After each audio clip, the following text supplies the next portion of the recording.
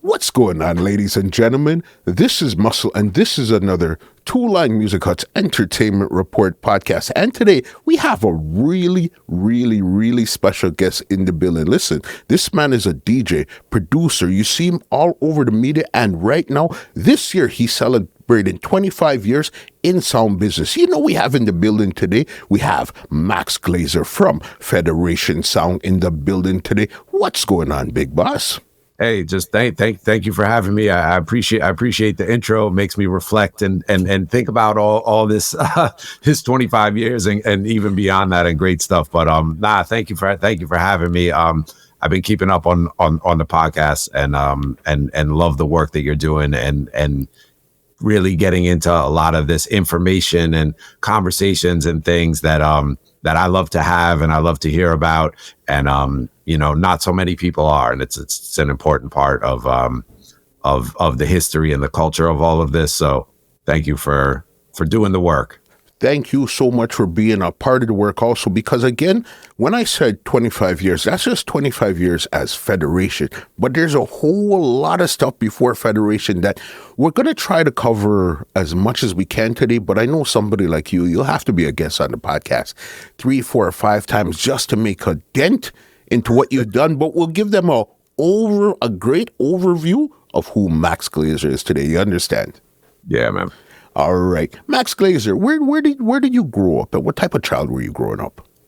I grew up in upstate New York in a little town called Woodstock, which happens to be very famous for its 1969 Woodstock Festival. And then after that, the 1999 one that I think was like a huge riot. That was like I think that was one of those famous DMX performances in front of like 100,000 people. But I was already in Brooklyn by that time. But I grew up in Woodstock in upstate New York. It's a small little country town, very much kind of like a community. Certainly at that time that was like, heavily focused on the arts, heavily focused on creativity. And Woodstock was a place that had, a lot of people know about that from the start of like 1969, this Woodstock Festival, people who know about that, and that kind of like cultural movement. But the reason that existed was like even going back, to the early 60s, to the 50s, and like all these folk musicians from Greenwich Village in New York, and beat poets, and again, just like creative thinkers,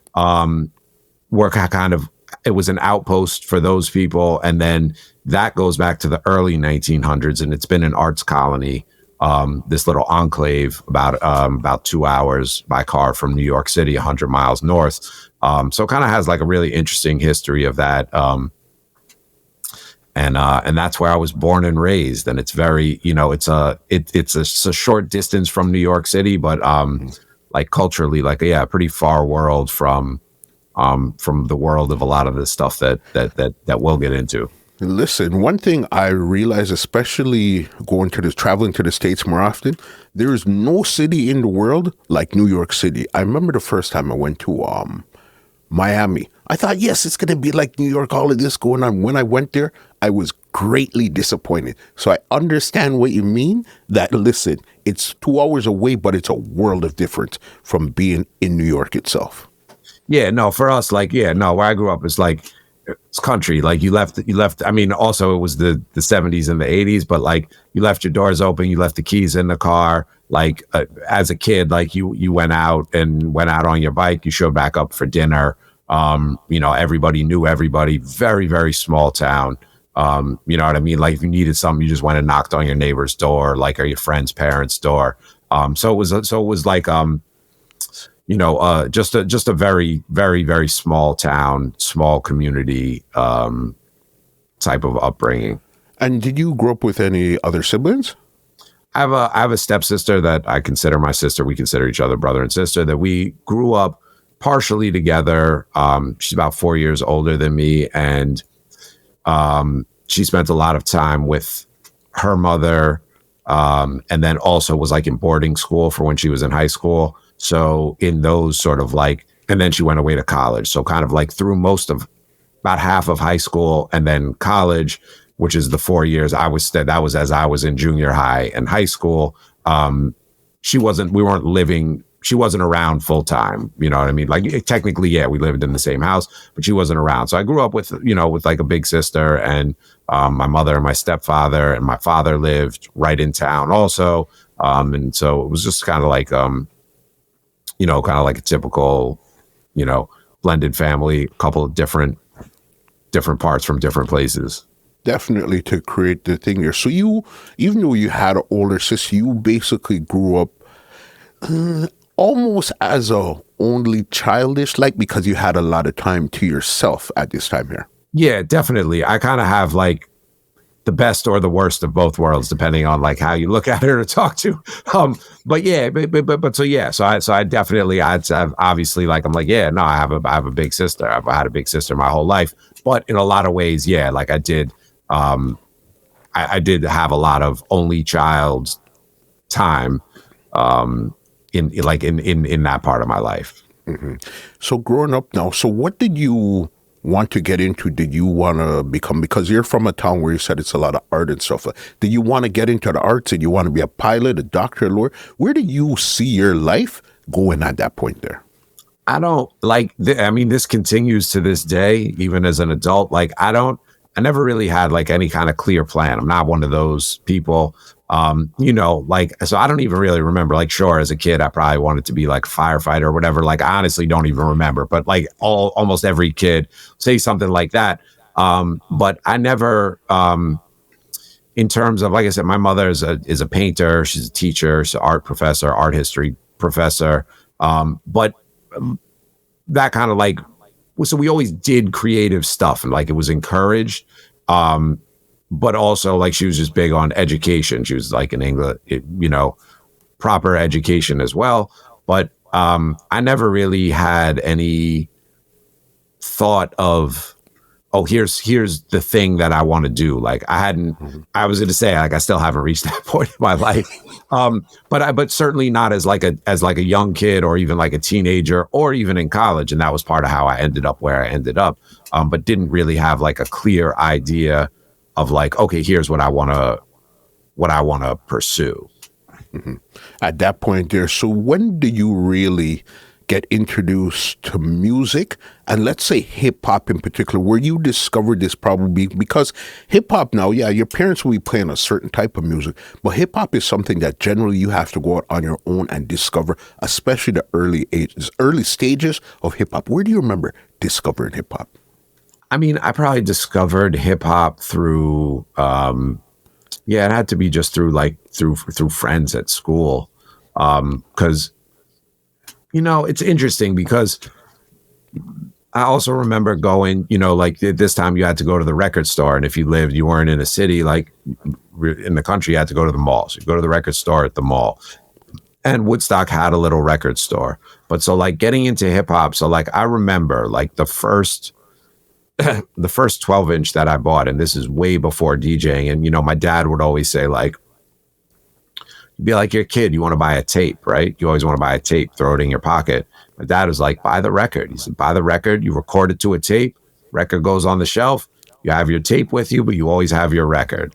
And so I remember buying this is probably at a mall in Albany, Eric B and Rakim Paid in Full, the Cold Cuts Master Mix, the This Is a Journey into Sound, you know what I mean? That 7-minute version of it, and I don't know, we can fact check this, but that's probably like 87, 86 or 87. In somewhere in there, yeah. Yeah, and so like in that era, I also like got discovered Boogie Down Productions. So like the first Boogie Down Productions album, first Public Enemy album, and those type of things. So that was like where I was getting into rap. Another one that I was going to say was I distinctly remember going to the more local mall in Kingston, going to the record store, and buying the Jungle Brothers' first album, Straight Out the Jungle, which is I believe 88. So at that point, I don't know exactly how I got there. I think one of the big things I think was there was another kid in school whose name was Nate Arthur. He had a brother named Solomon, and they listened to rap. They listened to hip hop. And so I think I was like, I may have been up on the Eric B and Rakim, but he may have been the one that was like, yo, you got to check out Criminal Minded. Like getting into different levels of stuff, but certainly by like 87, 88, like I said, like that Eric B and Rakim 12-inch was like the first vinyl that I bought on my own. So that was kind of where I was like discovering and getting into hip hop. Right there. And what type of music was being played at home at this time here? It was interesting. So part of the week I lived with my mom and my stepdad, and then on the weekends I lived with my dad. So it's sort of like with my mom and my stepdad. My stepdad had been in the music business in New York. He had been in Greenwich Village. He had been a vice president very young at Sony Records, which might have been Columbia at the time, and managed a bunch of artists, managed some venues in Greenwich Village that were like very important in this like 60s folk music scene. So their world was like that world at the time. And this is again before I'm in existence. But so like he had this kind of music business background of like working with Bob Dylan, through the club, Bruce Springsteen, managing a band called Photomaker that and so like that was kind of just prior to to me being around. So like he had been involved in that, and so there was kind of like a heavy strain of like kind of like classic singer-songwriter folk music around, and so like I don't have that clear picture from that household, but my dad always listened to a lot of music, a lot of different kinds of music, and always had like a fresh set of speakers, like some like JBL, this, that. He's got this other pair of speakers that like at the time were taller than me. They're like up to my shoulders. We still have them now. So like he was into that stuff and like into his like stereo toys and all of that. And he listened to a lot of different things, but also was very into reggae. And obviously like the traditional stuff that would have been like known in the American market at that time, Bob Marley, Peter Tosh, Jimmy Cliff. So like I grew up with all of that in my ears, but also he had a friend who had been going to Jamaica and would bring back, like there's one specific cassette that wasn't even a mixtape. It was just, remember when you would take all the songs you liked, put them from your records onto a cassette so you could listen to them in the car or in a boombox or whatever. And so his friend would bring back tapes, and there's this one that always stuck out to me that was like Dillinger, Trinity, U-Roy. So it was like 80s DJ type of reggae, which and I love, like I always like the reggae that he played, like definitely stuck with me. And then once it gets into that stuff, that maybe that was in like, that might have been in 84, 85, but it kind of then bleeds into that period of me getting into rap, and then discover Boogie Down Productions. And there's like really like a clear connection, between that stuff. So like I had an early love for reggae. Reggae was definitely probably in my ears before rap was, because again, I think to your point, in those times, nobody's parents were playing rap in the house. Like now, you raise your kids, like everyone's kids listen to Biggie and Wu-Tang from when they're born. But like in those days, that wasn't what happened. The rap only came into the house through like a friend, a cousin. Kids, that was kid music. That was not adult music at all at that time there. coat hanger rigged up to the receiver so you could get the radio.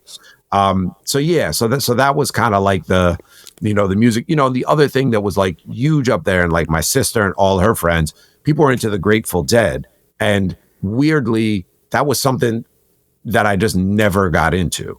But that was like a big presence there in terms of music, and again, kids, and like the kids that were older, they like, if I was 12, the people that were 20, because that wasn't the grown-ups music also of that era. Like the grown-ups music again was like the Bob Dylans, the Beatles, the Rolling Stones, the Who, Pink Floyd, whatever. That stuff, the stuff that came from the 60s. I don't really know the history, but I felt like the Grateful Dead stuff was again like a totally different world, but the same way hip hop was like this counterculture thing of a younger set of people. So like that was a big presence there.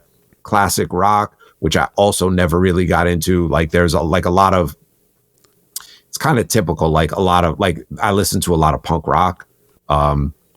Like The Clash, which is like my favorite rock band for sure. I got Clash stuff all over here. I won't swing the camera around, but like The Clash, and then like skateboard stuff like Dead Kennedys and that kind of like punk rock.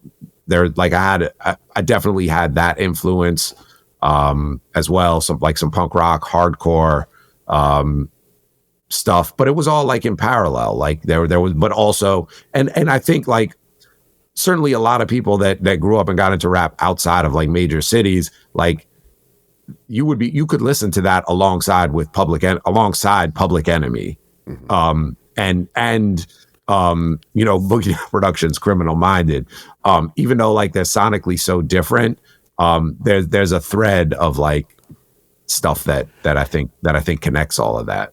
It was rebellious youth culture all in one, even though it would sound different over here or sound different over there. But it was really, when you looked at it, it was rebellious youth culture that's raging against whatever the machine is at this time here.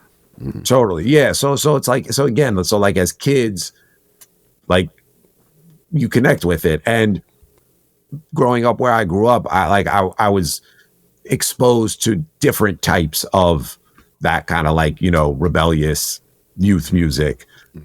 So like different things stuck with me. And, the interesting thing about, about punk rock, and really especially The Clash, is there's a really heavy reggae overlap.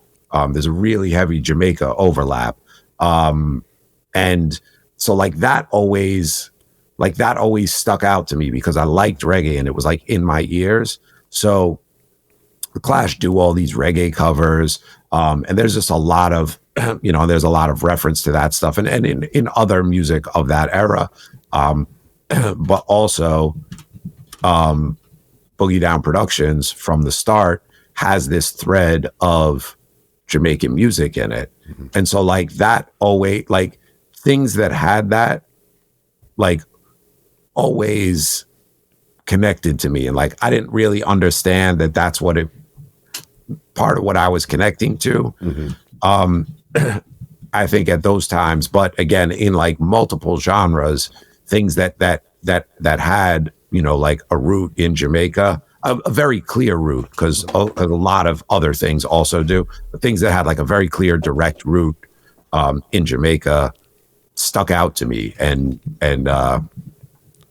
connected with me. The heavy bass line and all of those type of stuff there, that's what really, that was a thread between everything right there. Even now, a lot of people don't realize that, they've seen you DJ right across the globe multiple times.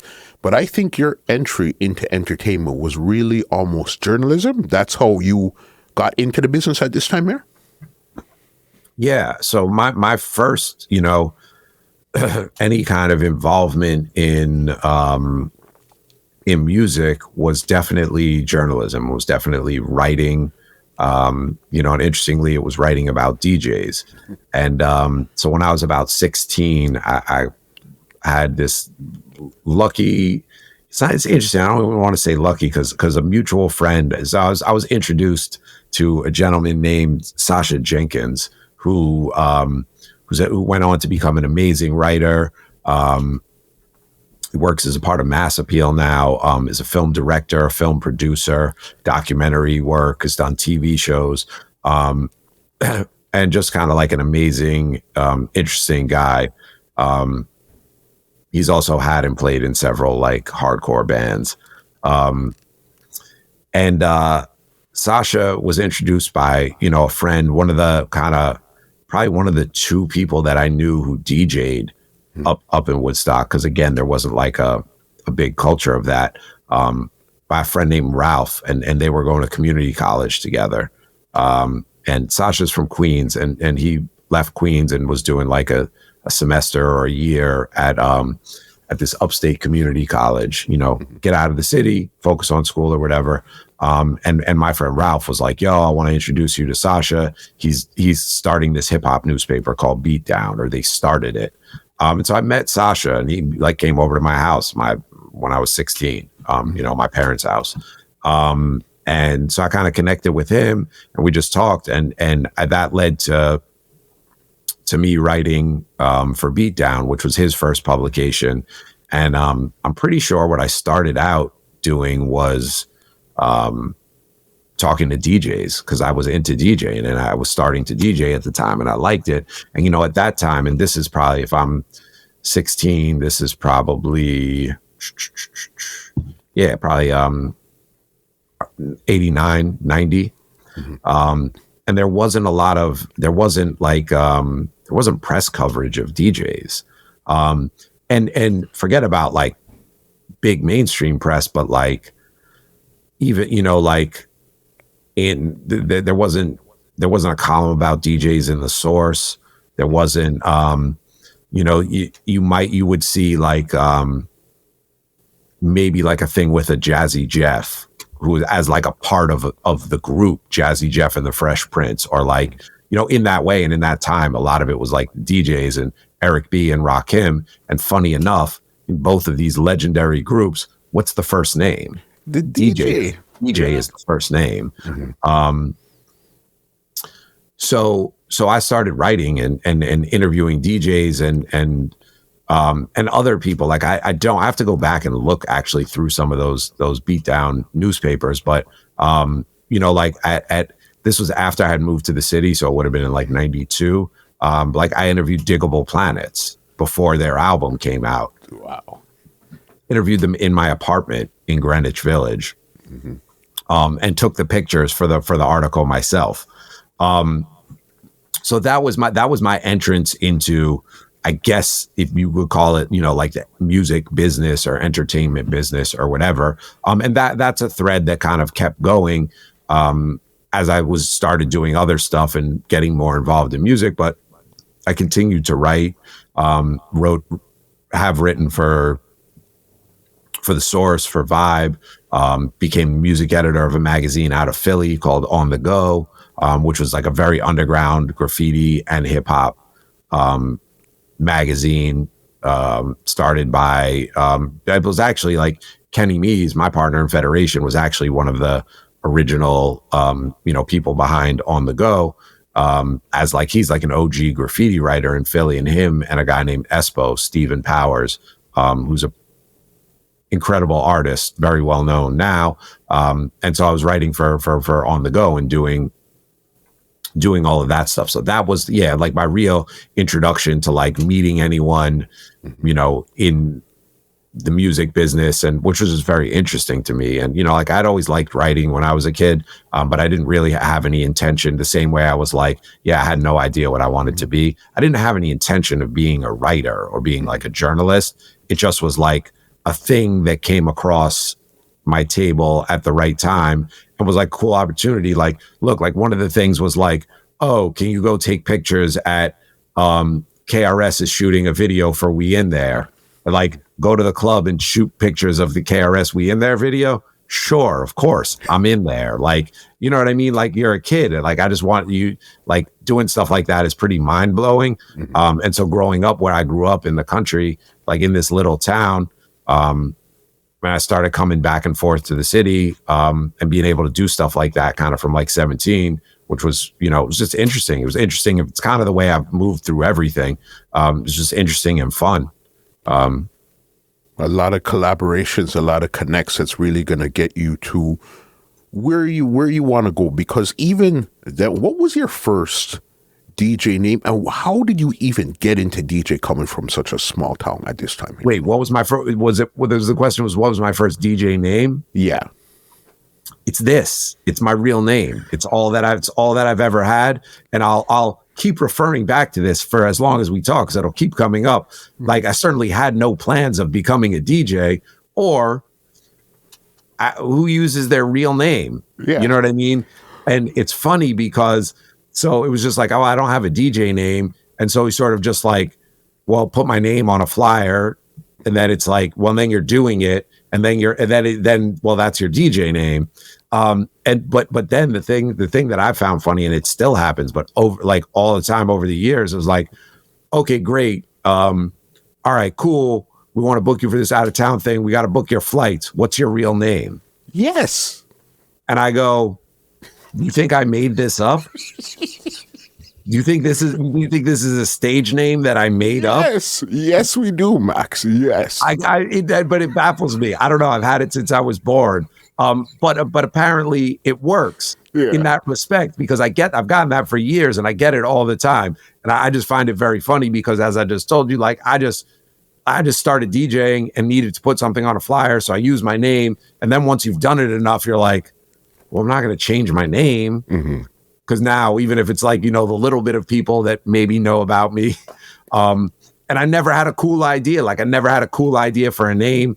I didn't grow up in a neighborhood where like everybody had a nickname. Mm-hmm. I just was Max. Like, that was it. And funny enough, like, my name's actually not even short for anything. Like, my full name is Max Glazer. Okay, so it's not Maxwell. It's Max Glazer. Right. So it's like, well, there it is. And so then people are like, oh, at least what's your name? Maxwell Maximilian? And I'm like, nope. Max Glazer. Which again, to me, it's worked happily and well. I didn't have to, like, now that I'm older, I have to transition. Some people get stuck with like your a very name is juvenile, little Max. Little Max. You know what I mean? With like a very juvenile or like a silly name that maybe was like your nickname. Mm-hmm. So in the longest of long runs, I feel like it has worked out well, but it was like an awkward start of like, yo, what's your DJ name? Yeah. I'm like, because what's interesting with it is you could have been named DJ Max, but the fact that you came up with your full name, DJ Max Glazer, boss, that's interesting. And it sounds like if you put this on a fashion brand, it sounds like a name like that. It does not sound like your real name would really be Max Glazer. No. Well, I appreciate that. And I'll take it from someone on the outside, because to me, I was like, that's weird. And I think in terms of like DJ Max, that just never made sense to me, because that's too, like, there could be 1,000 of those. Mm-hmm. That was the other thing of like, you get into certain DJ names where there's like, and even sound system names where there's a so-and-so from every region, there's like 10, after Stone Love, everyone Stone Love as like the most legendary thing. There's a lot of Stone something or something love something. Yep. Yeah. And and it's all, and some of them, I think some of them work, some of them don't. But again, it's all based off the idea of like, okay, like, and it's out of reverence. Like, we look up to Stone Love. But so I felt like, like Max on its own is too indistinct. Mm-hmm. There's going to be a Max something from, funny enough, I just like the last time I was in the grill, I just got introduced. Oh, this is DJ Max. And I was like, oh, cool. Max Glazer. I was like, but so you don't have to like identify it. You don't have to qualify it. Like, so that I don't remember why I was using my full name. Mm-hmm. And it's funny, I got to go back and look at like my super OG flyers from Woodstock when I did like a little community center party. Mm-hmm. Some of those may just say Max on them. But pretty early on, in terms of like before I was even really like regularly out having gigs, it just became my full name. And I think to some degree, maybe someone just put that on a flyer. And, you know, like, and you just went, it just worked. Right. And if I don't have anything else to replace it with, that's what it's going to be. And then you get another gig and you get another gig and it just becomes what it is. No, that's interesting. All this, that was going to be one of my questions later on. Like, okay, so how did you come up with this name, Max Glazer? It seems like it would be like a action figure in a movie, something you could put on clothes, a DJ name. This name? I said, boss, you're smart, but hey, give your parents. Mom and dad, give thanks for mom and dad. Max Glazer, I got it. So, okay, you have your name, you're writing stuff. When did you really start to get some traction as a DJ? You know, it started off really. So I also around the same time started working in my first record store that I worked in, which was a record store called 8 Ball Records, which was primarily focused on dance music. And it was in the East Village. It was on East 9th Street. And so like I would DJ here and even DJ a house party here and there. And I had gotten to know people from going to parties, of like following my DJs. And there was this scene of like downtown, hip hop, and also like a few reggae parties. There was a place called the Island Lounge on Bowery in the city, which was like a Jamaican spot. Jamaican guy, a guy named Stan was the manager. And so like they would do different parties there, but then there was a reggae party there that I would go to. And this is like before going to like what would be considered like a dance. This was a party. This was at a club. And so from going around to those things, from being in the record store, from also knowing these various people through the journalism and the writing stuff, you know, there would sort of be like, oh, yo, I need someone. This is probably a lot of people's story in that time of like, oh, I need someone to cover. My DJ can't make it tonight. And so like, if you're the guy in the record store, well, people like know you. They know like, oh, what about, see if Max works in the record store. See if he can do it. You know what I mean? So if it was like a hip hop thing, someone would be like, oh, yo, or one of these people who like threw the party or worked at the door of one of these other parties that like I would go to hear DJs that I liked, would a little like I became friendly with those people. And then someone would be like, oh, we need more than cover. It'd be like, oh, we need someone to open. We need someone to open up. Play the first, oh, my DJ can't get here until 12. Someone come play the first 2 hours.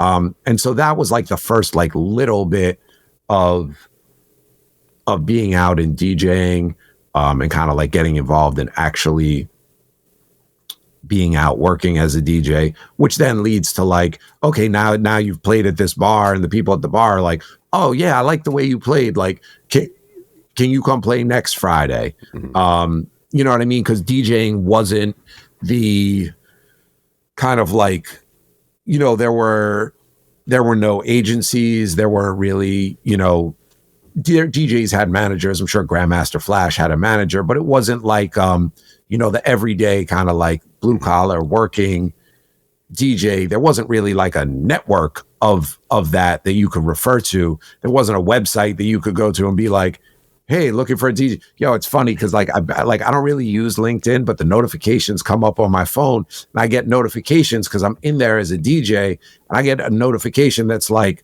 9 job listings appeared this week in your field for DJs. And I'm like, every time that kind of blows my mind because we all had to go through this kind of, you know, you really had to be there. You really had to put your feet on the ground, your feet on the ground, and be in those places. But by being in record stores, you were also kind of like, you were in a place that people came to. So like other DJs would get to know you, the people who were throwing parties, because, and again, in those times, like the record stores was a hub for more than just, more than just the DJs. That was like, okay, I need to get the promoter to meet me for the flyers. Like you would go to that was really the hub of activity, the daytime hub of activity for the world of people involved in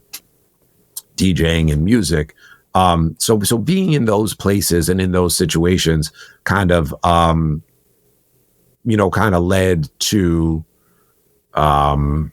just the opportunities to have, these opening slots, then these one-off gigs, and then, like, hey, we want you to do every Friday at so-and-so. Oh, we want you to do, and then by being somewhere once and then getting to know the bar manager or the bar owner, having a relationship. Oh, cool. Then okay, cool. Call me if you need someone. And kind of just like little, very, very much baby steps and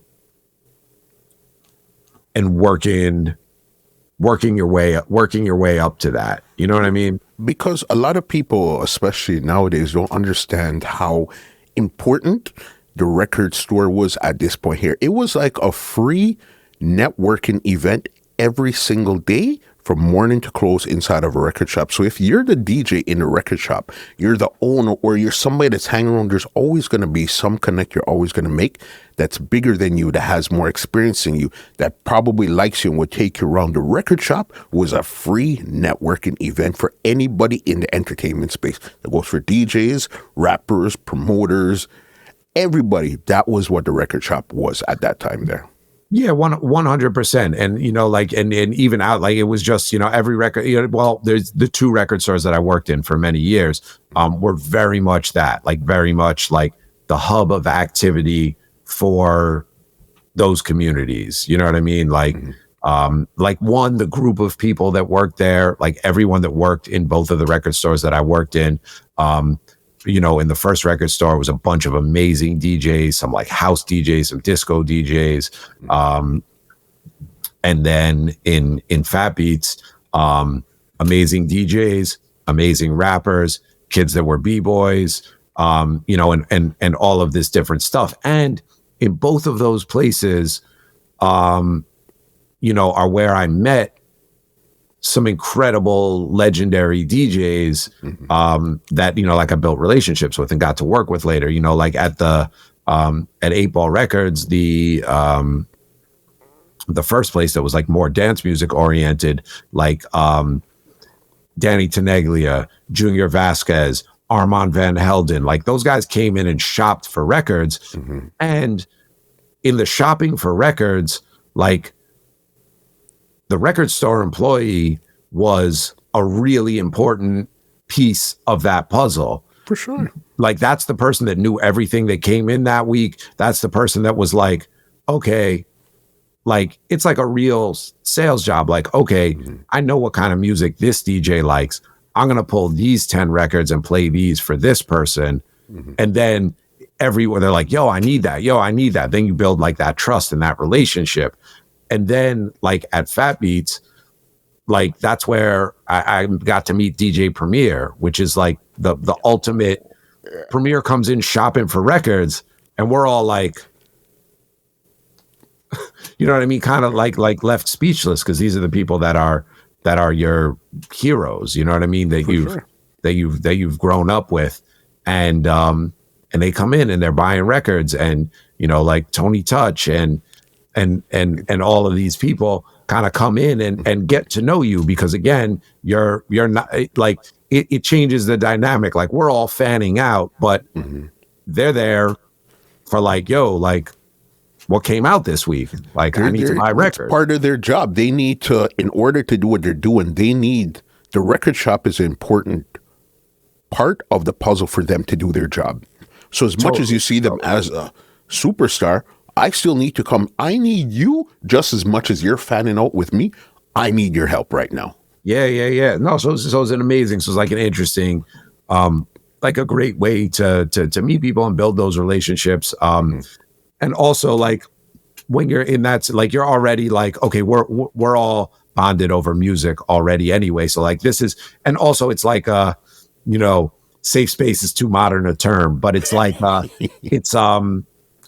like-minded people are gonna, are gonna be there. They're going to gravitate towards this place here. Everybody that's thinking or enjoying this culture gravitates towards this space. Yeah, people that want to learn about it, beginners, veterans, everyone, everyone in between. You would get the person coming into the record store that was like, yo, I'm just trying to get into this. And then like you have to be able to kind of like bring them into the world and you know what I mean? And be welcoming in that way. And then you got the people that come in and they already know everything and they just come in and they grab their 3 records, boom. So you get this really wide spectrum of people from a lot of different backgrounds and places, but are kind of like connected around this one central kind of purpose and thing. For sure. So then now you work in record shop and all. So how do you go, because I need you to connect this bridge. How do you go from working the record store to now playing these massive celebrity parties? What was that? How did that happen? I mean, really just, like the most direct connection for that was like, just being around, being reliable, you know what I mean? Showing up, not being a fuck up, and kind of like doing the job. Like I always say this, and like it's always been true kind of like for me throughout my DJ career is like where we work is a fun place. It's the place where everybody else goes to let loose and whatever. If you're a dancer, you go to dance. If you're a girl, you want to meet somebody. Like you like some people go to get wasted and party. It's a party. They go to party. And it's awesome. It's like an awesome place to get to work. And especially like when you're younger. But for me, it was always like I always kept in mind that, well, this is where I work. This is my work. I have the coolest office ever, but like philosophically, this is my office. This is where I do the work that pays my rent, feeds me, and does all of these things. So I have to develop, and it's different for everybody else, but it's like I have to develop my way of, maintaining, and not in like a formal way, but like my own level of professionalism that allows me to do the job as well as I can. And for me, like a big part of kind of like it'll get to the question that you asked, but like for me, a big part of like why I've gotten where I am, I think is like, look, DJing is a subjective art. Like you could love me as a DJ, or you could hear me and be like, this guy's terrible. Yeah. Irrespective of that, being someone that gets booked, you show up on time, you show up with your gear, you don't get drunk and cause a fight. Your people don't get drunk and cause a fight. Like you don't bring anything negative to it. Like again, because like I said, I look at it as this is my work. So then you clear all of those things, do a great job at the DJing.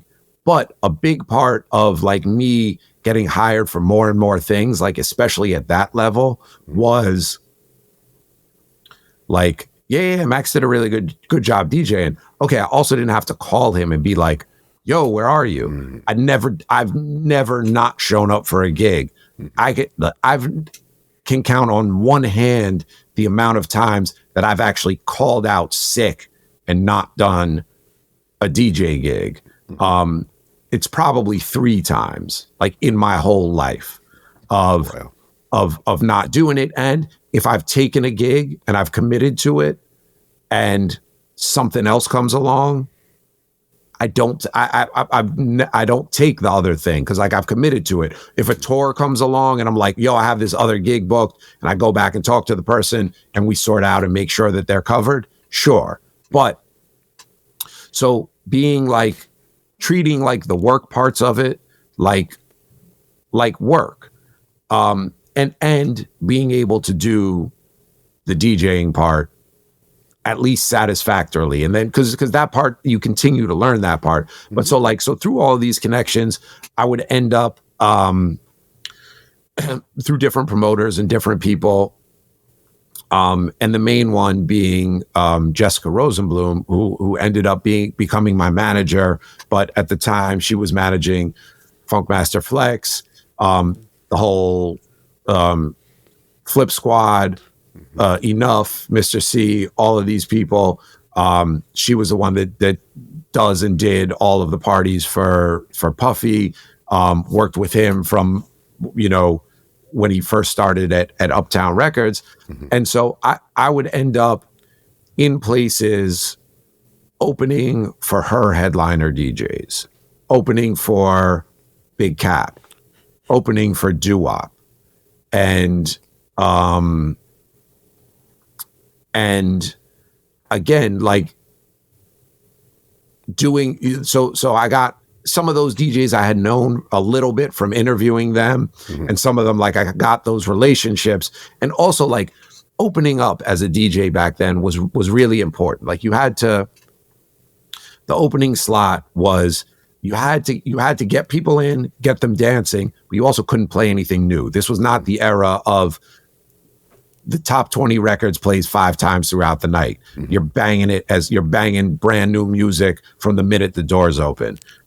If you did that, you'd be pulled off the set, and then you'd be fired and you wouldn't be invited back. So, like, the key to opening was always build it up, but you can't ever go too far, but you also can't keep that, you can't bring the energy down. So it's actually really like the hardest slot to balance keeping people in there, keeping them engaged, and kind of building it right to the point where your headliner takes over and flattens the place, and kind of building it up for that. And so I would be in that slot with some of these bigger DJs, and I took it pretty seriously. You know what I mean? The opportunity to be playing with these guys that I had grown up listening to and looked up to, and so that kind of got my foot in the door with that. And then Jessica would start using me more and more for that. Because again, here's a guy that's like reliable.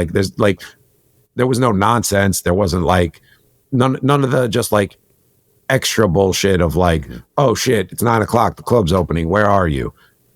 And being able to do the job. And so I built relationships with those DJs. I think those guys were comfortable, with me opening for them. And so that's really what most directly led me into,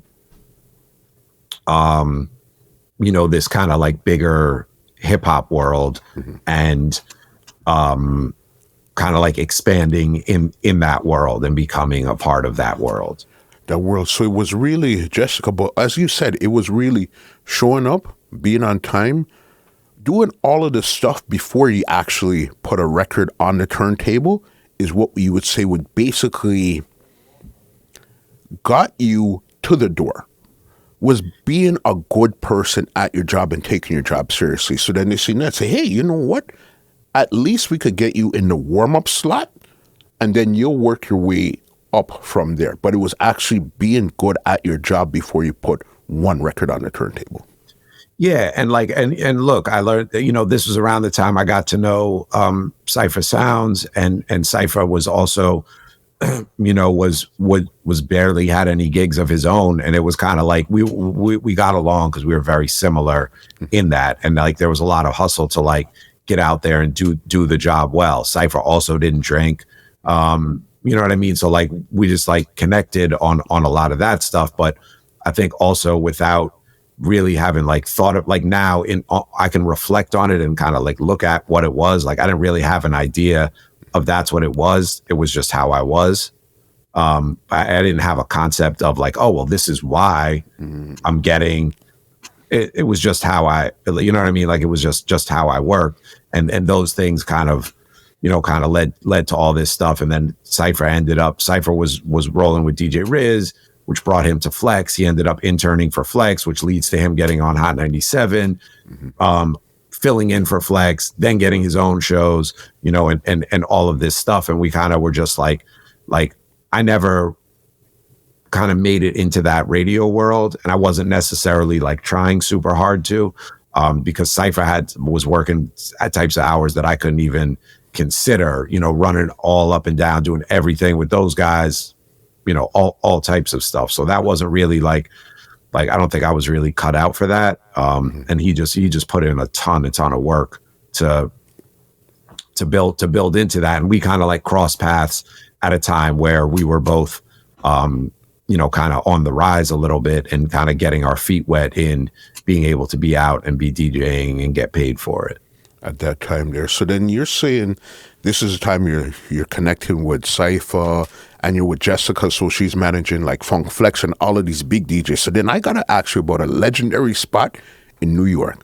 Wait, hold on. Let me pause you right there, because I know where you're going. But so like it's over a long period of time, and the timeline. So like Jessica actually never managed me until Flex had left her.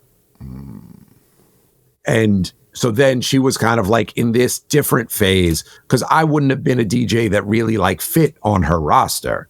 She was like Flex, C, Cap. I couldn't talk on the mic at this time, like none of that. But there was all this overlap of work, and she would book me for stuff.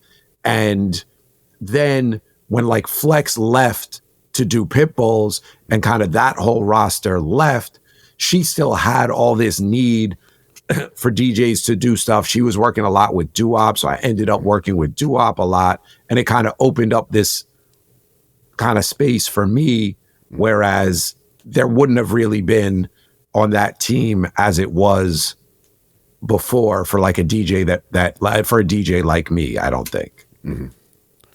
At that spot there, at that time there, Tunnel. You ever get to play in the Tunnel? I played in the Tunnel a couple of times. Okay. What you're really talking about is the Tunnel on a Sunday night. Yes. Because it is very different. They're very different. Yeah. So I've played in the Tunnel a couple of times, and at least once on a Sunday night.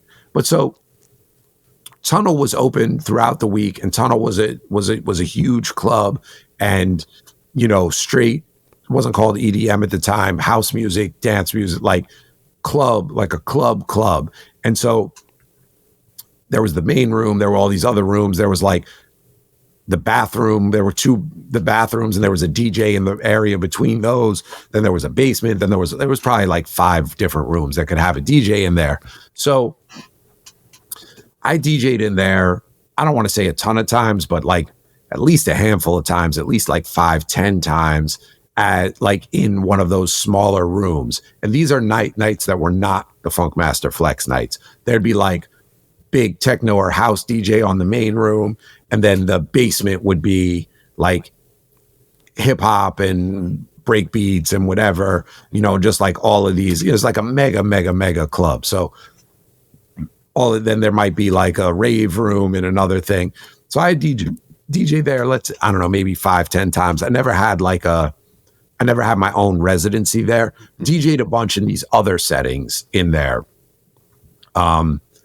And when I started, and again, these timelines probably overlap, but like, so then at that point, that the Sunday party is the party that we're really talking about, which was Funkmaster Flex's night, which was started by Jessica Rosenbloom. She's done, I think, Jessica's super interested and has like a huge role in a lot of this stuff. I think she did like a long sit down with Combat Jack, prior to his passing, obviously. And I think there's a podcast with her where she goes into a lot of this history. But the way I understand it is, the Sunday nights started as her party, and it was Flex, and it might have been, I don't even know, that might have even been the Daddy's house party, Puffy's party first. It may or may not have been. But I know it was hers, and it was called Mecca. It was Mecca Sundays at the Tunnel. And that was the ultimate hip hop night.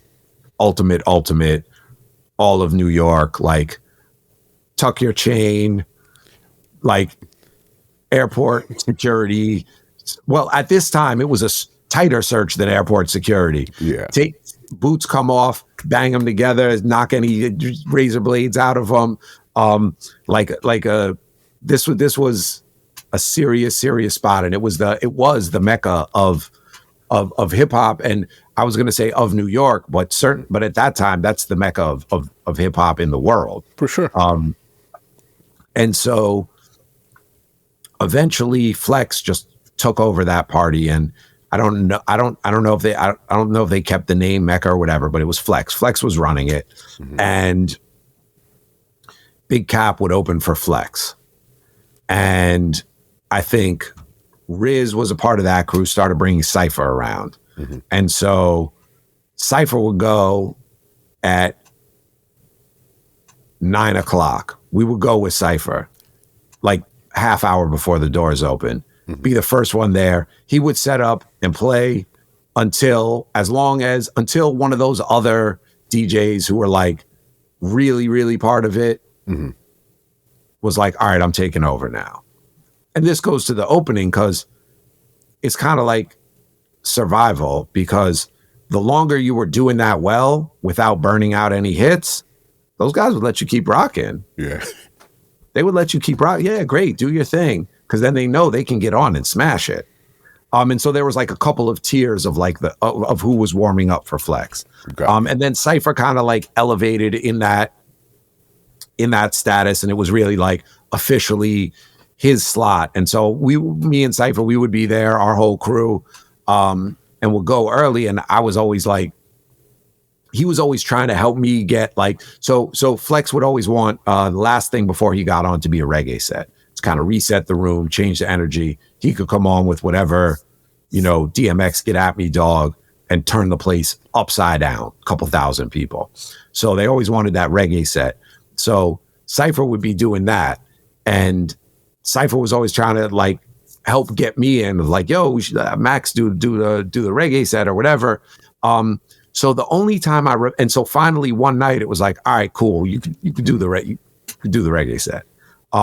And mind you, it's like the Tunnel. It's this like legendary club. I'm pretty young. The turntables, as a lot of turntables in those days in a big club, were floated on rubber bands For sure. to prevent feedback.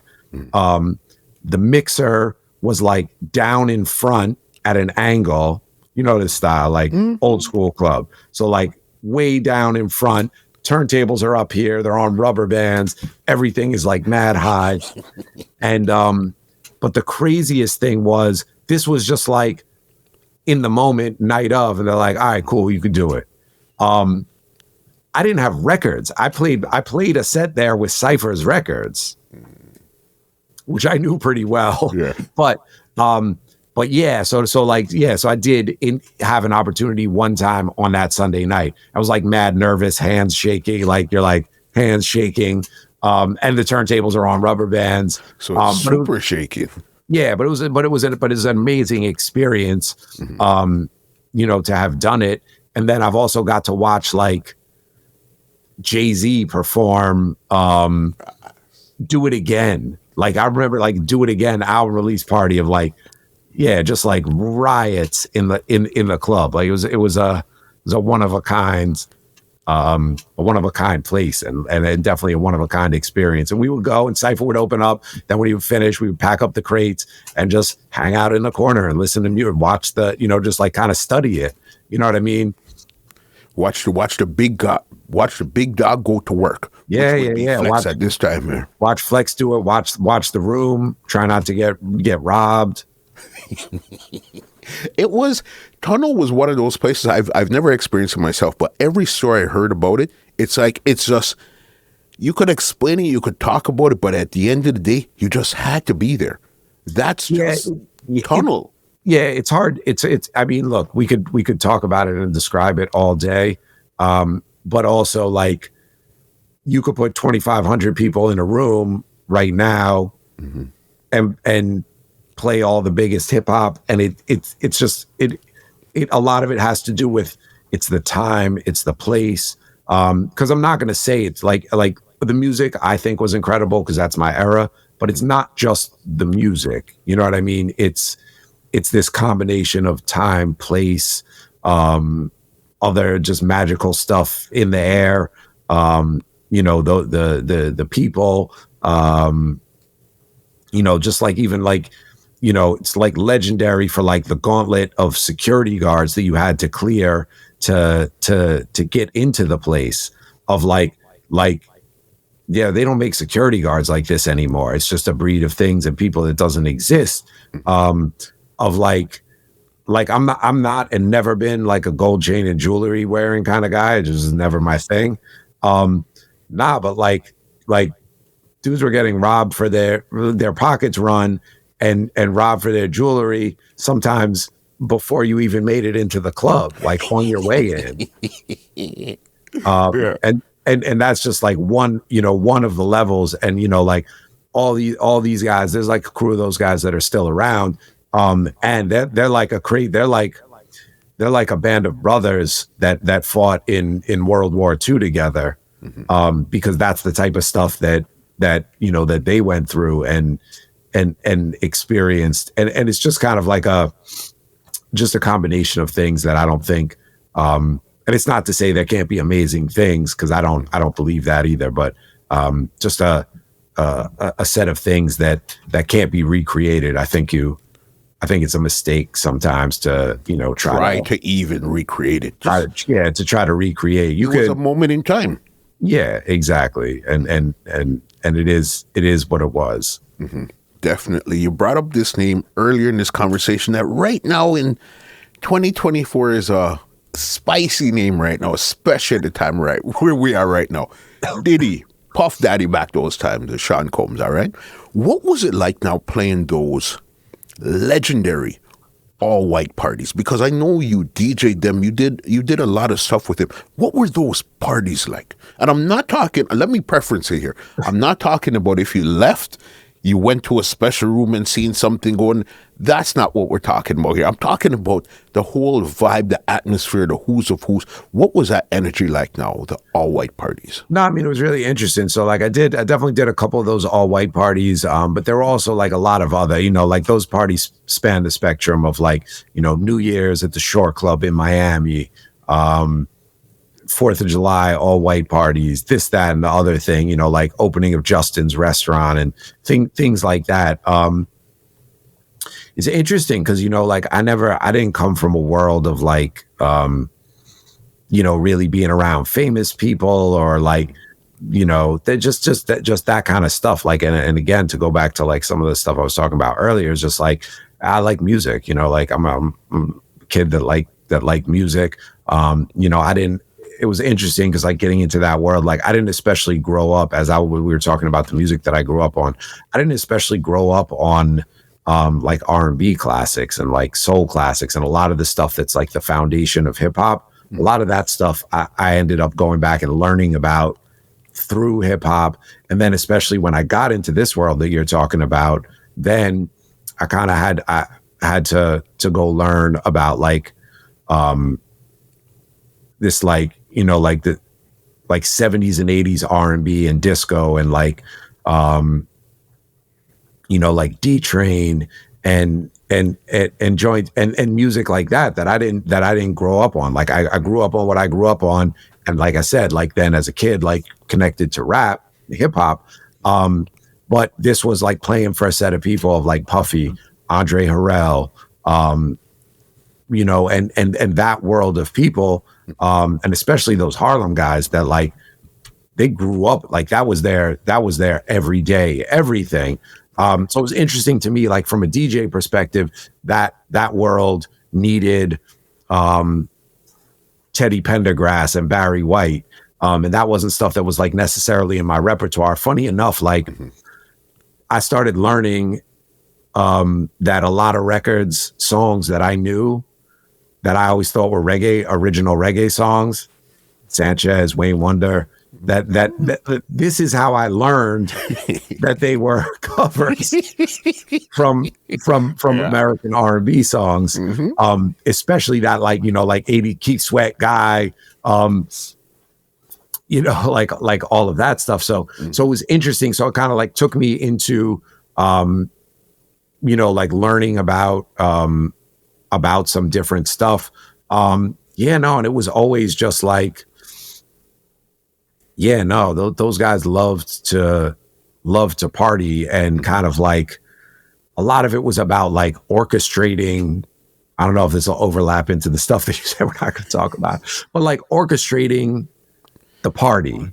And in my interaction with it is like creating the energy that that they wanted or envisioned for this party. And like that was one of the things that it seemed like from even before I got involved, that like that was kind of a Puffy thing of like, yeah, he's gonna get up on the bar and get on the mic and be like, listen, motherfuckers, we are partying and having a good time tonight. So in that way of really being like the vibes conductor of the thing, and and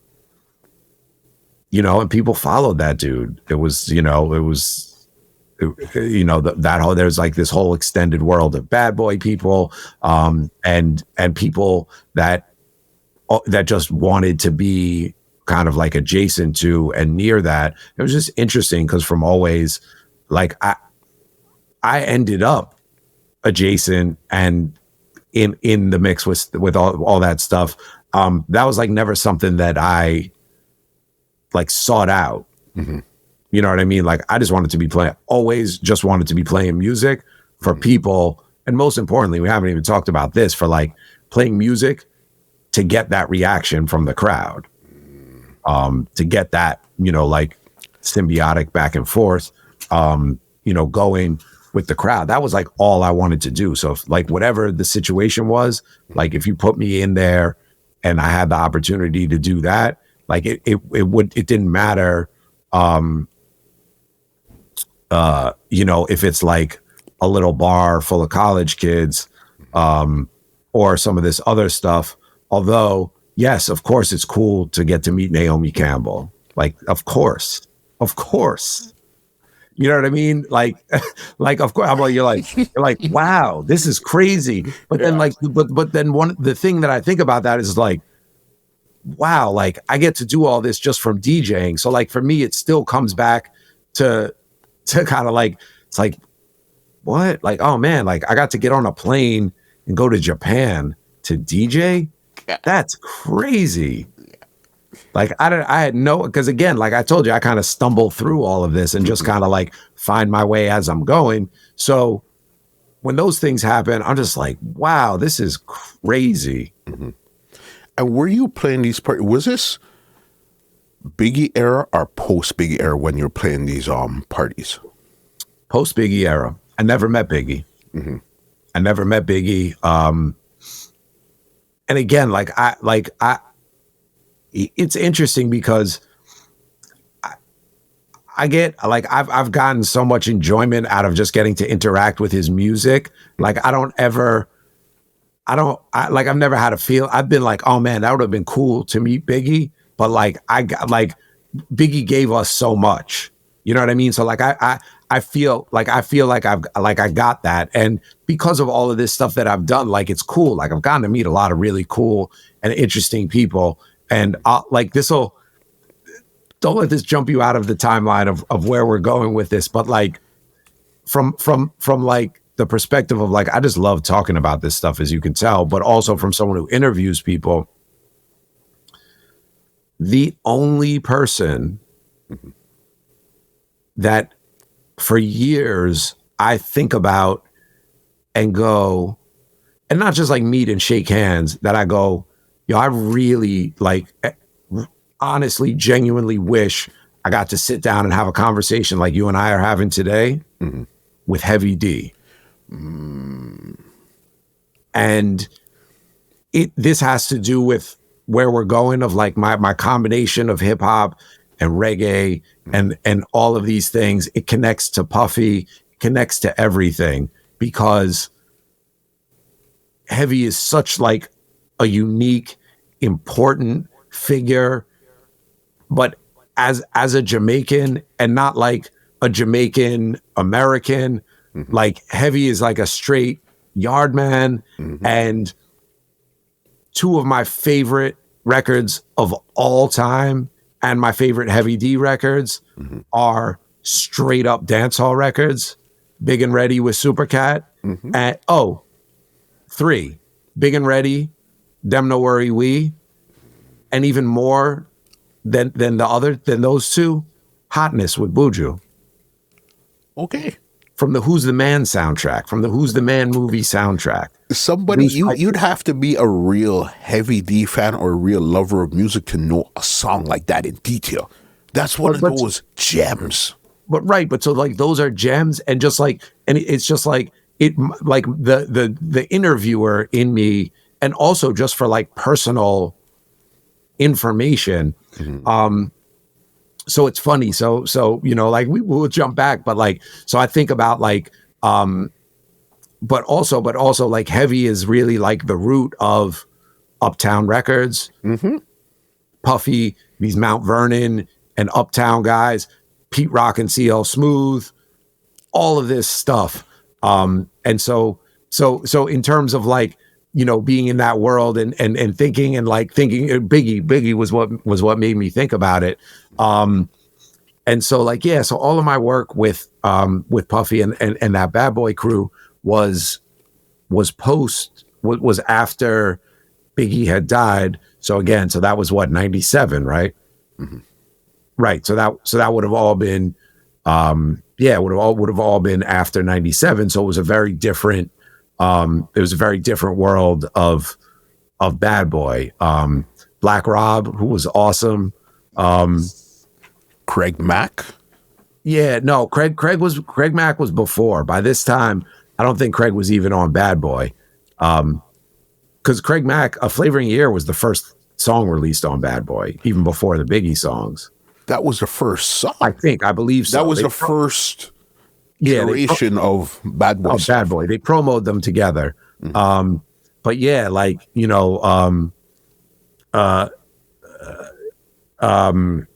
Black Rob era, G Dep, like these are the guys that would be out at the parties. Black Rob, G Dep, Shine.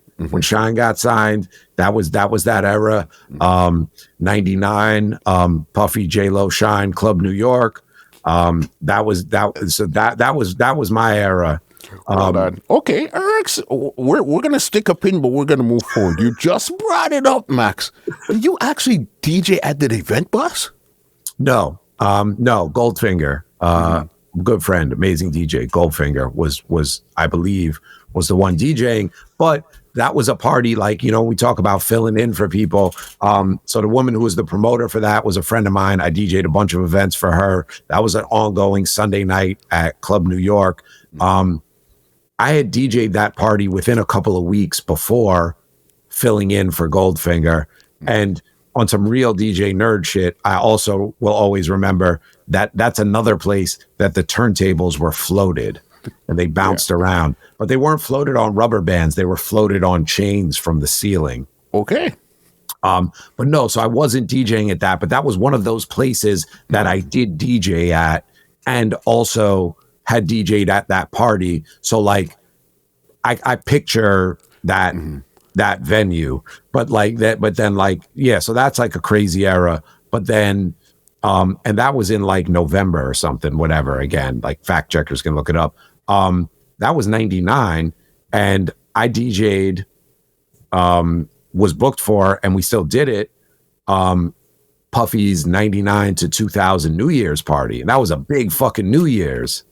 That was the new millennium. Prince party like it's 1999. Y2K bug. That was what we all thought. Down. Yes, we didn't know the fact that you actually took a gig for that night there, and we thought the world was gonna blow up or whatever happened. You're the bravest guy in DJing business right now. So it was me, SNS, and Frank Juga, and Puffy wasn't there because he couldn't be out in the streets partying. This was like we had to lay low. But that was.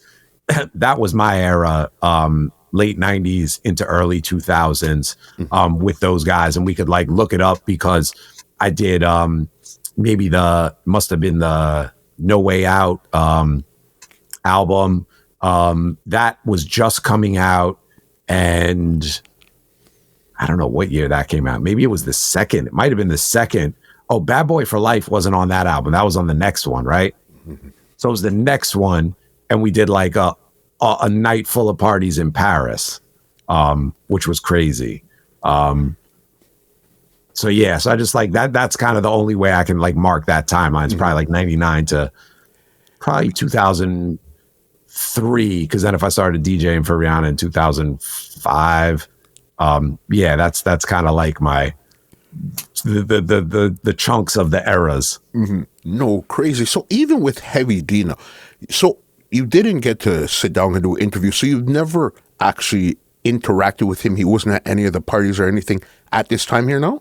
I'm sure Heavy was at a bunch of parties that I DJ'd at. I never met him. Never met him face to face. There was like a lot of people. Cause again, like I told you, like I never was like hanging out, trying to push myself into the mix and like for good or for bad. Like not that I'm just like, I'm pretty quiet, you know, like I'm not running up in a group like, yo, Heavy D or whatever. Like now I would, cause I'm just like, fuck it. Like I reached an age where I'm just like, fuck it. Yeah.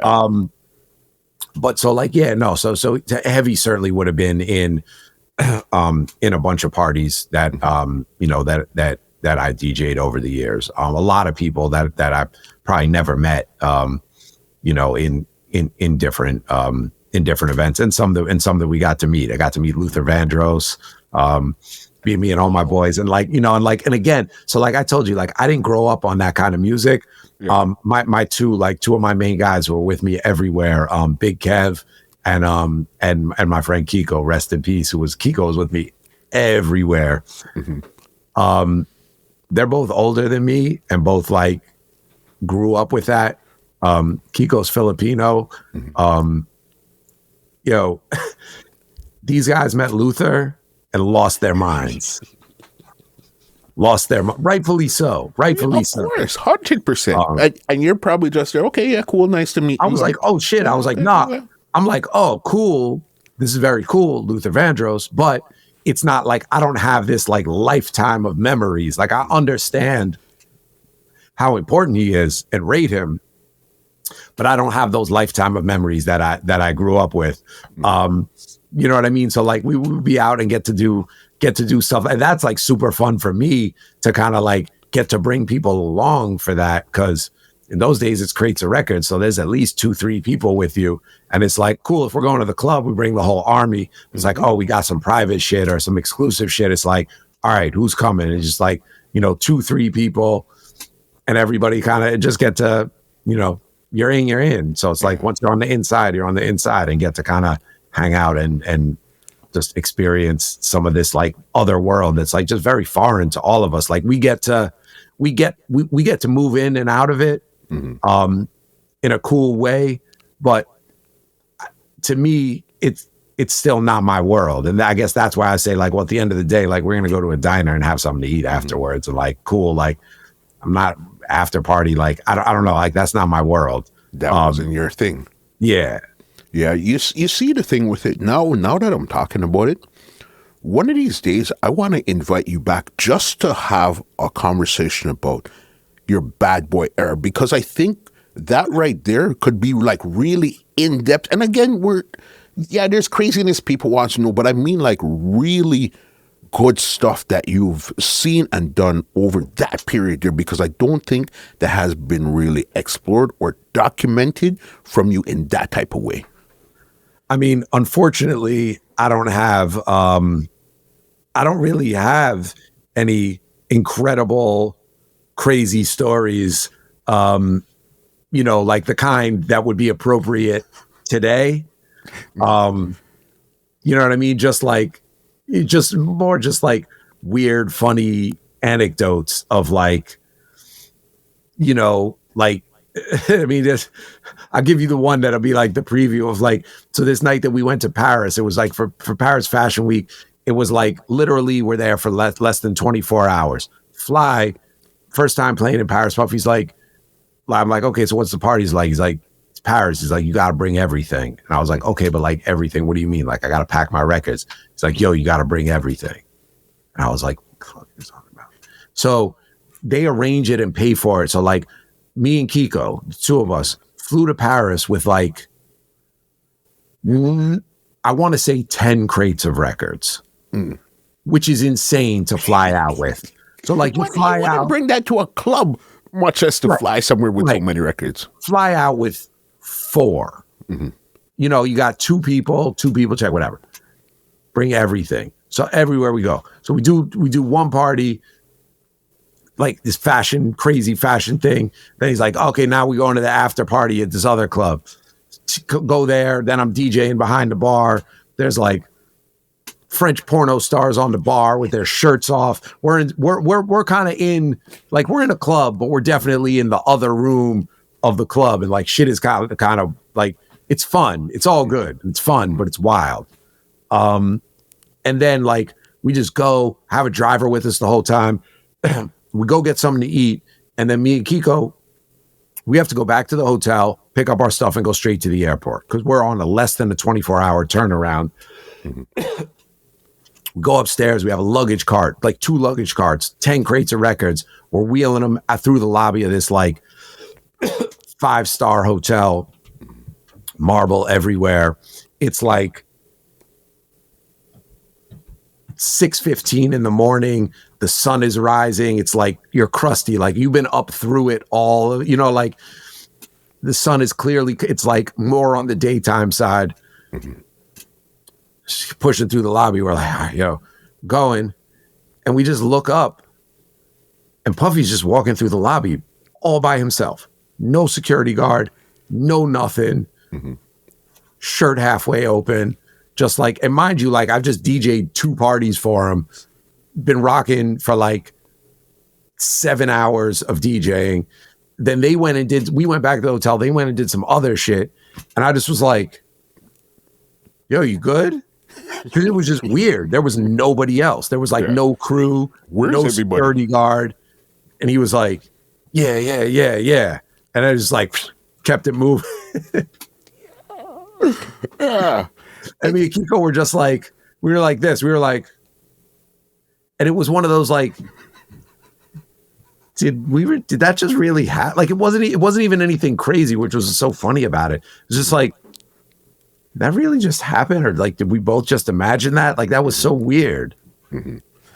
No, it's just interesting again where how you could end up in certain rooms in certain situations just because, you know what I mean? You just happen to be there. You just happen to be good at your job. One thing led to a next, till I end up in Paris with 10 stacks of records and playing these crazy parties. And again, it was just, that was never your intention. You never intended to say, hey, I want to DJ for Bad Boys. This is what I want to do. It was just things that just continued to happen. Stumbled along into all of it. Yeah. Yeah, for sure. No, definitely. I'm not even really a journalist. Let me say this. I wouldn't be a podcaster if I didn't ask you this, all right? Hindsight is 2020. Now looking at it, do you remember seeing anything that came across as a little strange to you now that you look back at it without getting into any details? I think I would say probably like for me, there's lots of stuff that at the time I was like I kind of said, it's like, well, this isn't really me. It was like strange. Like, again, like I didn't party, I didn't smoke, I didn't drink, I didn't do any kind of drugs. Nothing like what's going on now for sure. Nothing that like my radar level would have been at a much lower level of just being like, oh yeah, this is some wild party shit. Like, yeah, like I'm not like, you know, because again, like if I'm not drinking, like you're not kind of like moving up the levels of how your party is going. So it just kind of becomes a thing of like, I don't want to be in, I'm not having, not like, ooh, I don't want to be here, but like, I'm just not having a great time. Like, yeah, I'm ready to go find something to eat, and go get my 2 hours of sleep instead of like, oh yeah, I'm trying to rage on and get 0 sleep and then go straight to the airport. You know what I mean? So like nothing that was like, yeah, nah, just regular, what I would say is like regular excessive party shit. And I understand what you mean, especially from a celebrity type of level. Yeah, man, definitely. Last question about Diddy before we move on. the other day, a couple days ago, his house got raided. There's all type of lawsuits and stuff. How do you feel seeing somebody that you worked with so closely for a while actually in this position that he is in right now? I mean, it's weird. It's weird to, and again, so like it was interesting because as I kind of like said, like I never had a personal relationship outside of DJing for him. Mm-hmm. You know what I mean? And 99% of that was moderated through Jessica, who was my manager. You know what I mean? So it would be like the equivalent of like, okay, cool, I'm rocking at the party. Yo, gets in my ear, yo, let's do this, da da da da da da, hops on the mic, da da da da. We're kind of in that setting together, but like I never went to the office at Bad Boy. Mm-hmm. And like, you know what I'm saying? Like we never sat down. It was like, okay, here's what we're going to do for this event. Like not on some work shit, even like anything that needed to get discussed or moderated was like moderated through my manager. Like that wasn't someone that was like we had a working relationship, working together, doing like the music of these parties, but it wasn't like there was nothing like collaborative about that outside of being in the moment of doing it. And probably the most conversation was the one that I mentioned earlier about like Paris, of like because we were trying to translate what needed to be done. And I think finally someone was just like, yo, just get on the phone with him. Because I was trying to understand, like it wasn't translating. Mm-hmm. Was probably like the only, like for instance, like I've never had his phone number. Mm. You know what I mean? Like even in those times, I'm not just saying this now.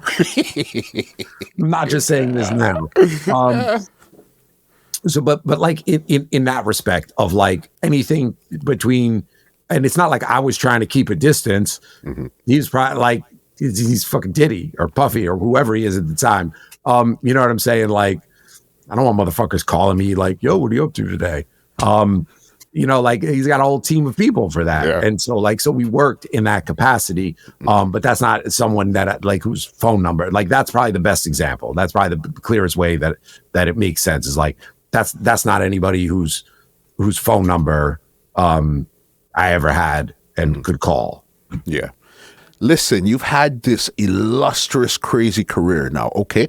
I want to jump forward a bit because I think this conversation is going to have to be in a two-part conversation. So for this first part here, I want to more focus on your hip-hop, R&B type of stuff right here. So as I said, we're going to jump forward a couple years because you were with Diddy and doing all those stuff there, late 90s, early 2000s. So then now, how did this Rihanna situation, this is a massive situation. How did this situation come up? Yeah, no, it's an interesting one. Mm-hmm. So the Toronto man really is how it comes about. So, so big up your city. It's two people. It's Mr. Morgan and Cipha Sounds. Okay. So the way that happens is at this point, Cipha and I have been friends. We're best friends, been friends for years. And Morgan had gotten a call from his friend Mark Jordan, who was managing Rihanna from before she got signed, took her to Def Jam, took her to Jay, got her signed. So Morgan knew Mark Jordan, and Morgan was always doing a great job, but he was not the OVO Mr. Morgan of today. Mm-hmm. So he was still, I know he had a label position at that point, but was also doing consulting and side projects and took on Ponda Replay and was originally working that record, or in some capacity was involved in that. And so I had known Morgan for years, going back to my days probably at Fat Beats and Socrates, Father Time, Choclair, Cardi, because Morgan was involved in all of that for sure Toronto music. And he had moved to New York and was working records, then was working at labels. And so like always had the link. And this will tie into like, you know, part two when we talk about reggae stuff. Morgan was also working for Greensleeves at the time that they signed Vibes Cartel. And this, so to give a little cliffhanger teaser for part two, and so Morgan, along with Jackie Jusium, great friend of mine, we'll talk about her in part two for sure. She's super important. Part of the Greensleeves team, and that was really what led to Federation Sound working with Vibes Cartel. So big up Mr. Morgan anywhere in the world, every time. He's a great guy, does a great job, but also on a personal level, has always connected me in like really important, meaningful ways, but also in things that were really, really right for me. You know what I'm saying? Like Morgan didn't never called me just to put me on to some, oh, I got a thing or whatever. When there was a thing that was the right thing, he goes, nah, this is like, I know this is your thing. So Morgan was working Ponder Replay. And so I'm in my house in Brooklyn, in Canarsie, in I guess let's call it 2005. I remember it clear as day. I'm in my kitchen and I have the radio on. I have Hot 97 on. It's a Saturday. Cipha has his More Fire mix, his More Fire show every Saturday from either 12 to 1 or 12 to 2. And to be honest, I didn't catch it a lot. I usually missed it. I wasn't like on, it wasn't on in my house every day. And I had it on and I heard him play a song that I had never heard before. And I went, holy shit, what is this? And I was about to say, you know, like I texted him, but I probably didn't text. I probably sent him a message on a T-Mobile Sidekick. A two-way pager or something. Yeah, I think it's after a two-way pager. It's I probably pushed my thumb down, flipped my Sidekick open, sent Cipha a message like as he's playing it, and I was like, "Yo, what is this?" Says, and he shouted Mr. Morgan. Shouted Mr. Morgan when he played it. And so I don't remember. I hit one of them immediately while it was playing. I was like, "Yo, what is this?" I was like, "Oh, it's this girl from Barbados, Rihanna." Da da da da da. That was the actual first time that song ever played on the radio.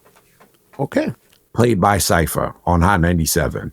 The first time it ever played anywhere on the radio.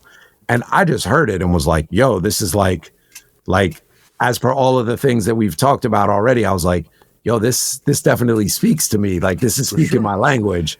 And reggae tinge to it because it was a Diwali beat incorporated in there, and then they layered it with other stuff, and she was singing like R&B, and she was singing like dancehall type of right, but it was like Ponder Replay, Hey Mr. G. So there was like it was clearly like this Caribbean. I don't love using this word, but I think it's accurate in this sense. It was clearly like a Caribbean fusion, for sure, of what they were trying to do. And it just sounded great. So they were like, yo, it's this girl, Rihanna, da, da, da, da. I end up talking to Morgan. He explains, you know, more, whatever. And so at this time, she was just going around doing like, it's the days of label showcases. She was doing, Def Jam had her doing showcases, these little shows here and there for the industry, for this, for that. And Cipha was DJing all of those. Cipha and Morgan have always been super tight. And I've been tight with both of them.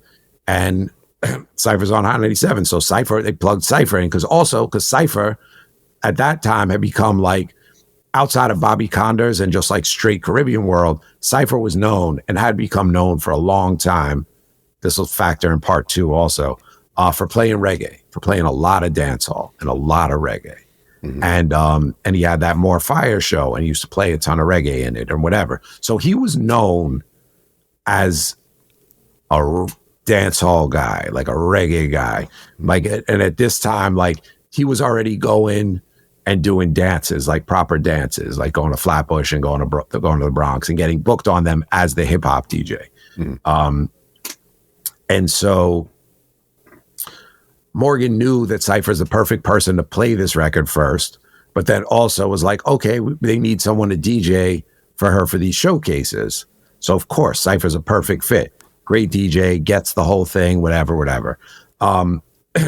And so they shoot the video for Pon de Replay in the Limelight nightclub, which is a former church. And he's the DJ in Pon de Replay, you know, and that song, it's Hey Mr. DJ. It's all about the DJ. That's another thing that's just dope about it, you know, for me and for us and for everything is like, it's, you know, it's an ode to the DJ. For sure. You know, Jeanne, hey DJ, keep playing that song. You know, there's a history of these. And so outside of even the Caribbean stuff, it falls into that tradition as well. And so she's, you know, there's some momentum building.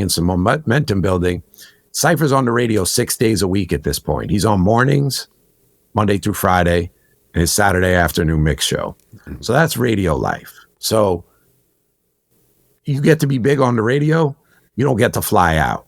You got to be on the radio. You don't either. Yeah, you don't take a week off here and there. Like, it's serious. Like, you have to be there.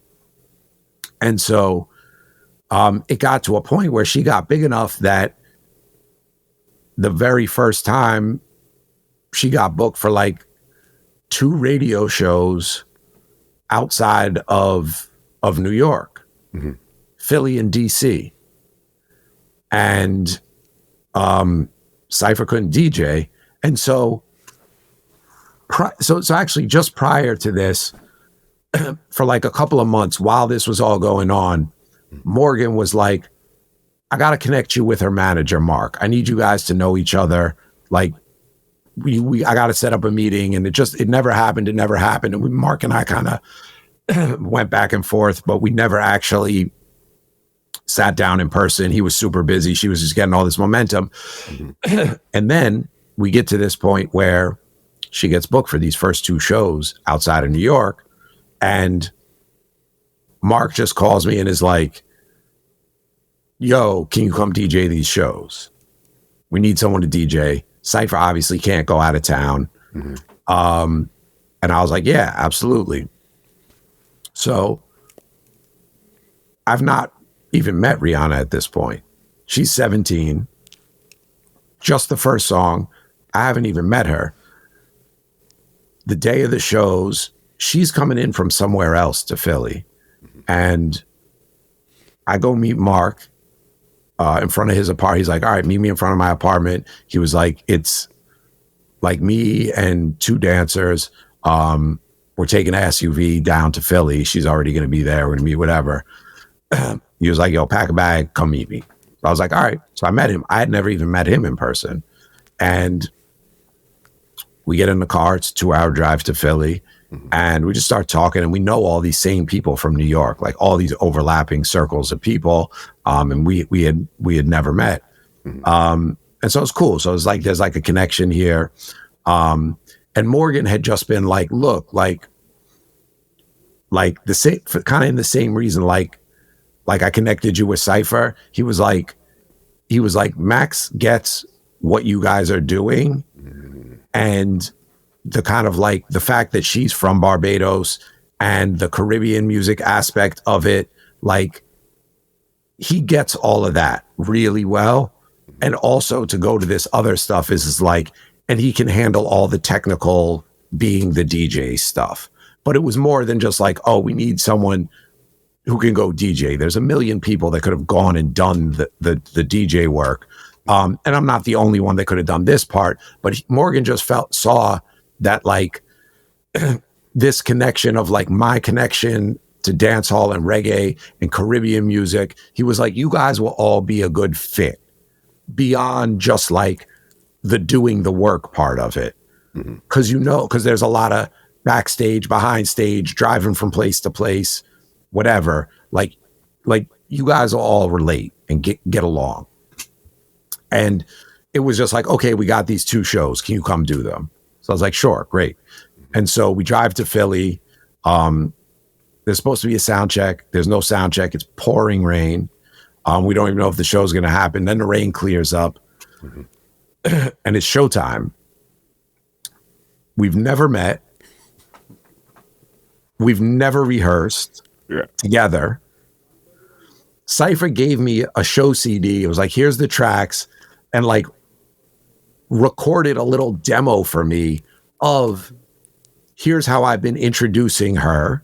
Here's what I say. Here's what I play. Here's when I play it. Here's the next thing. And so I had that and I listened to it a bunch of times.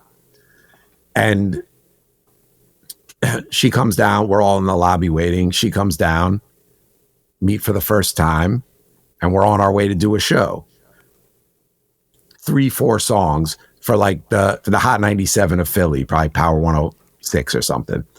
And we go, and this show is outdoor. It's hot. It's like 105 degrees. It's outdoors in a park in North Philly. No. Hold on. In a park in the middle of the projects in North Philly.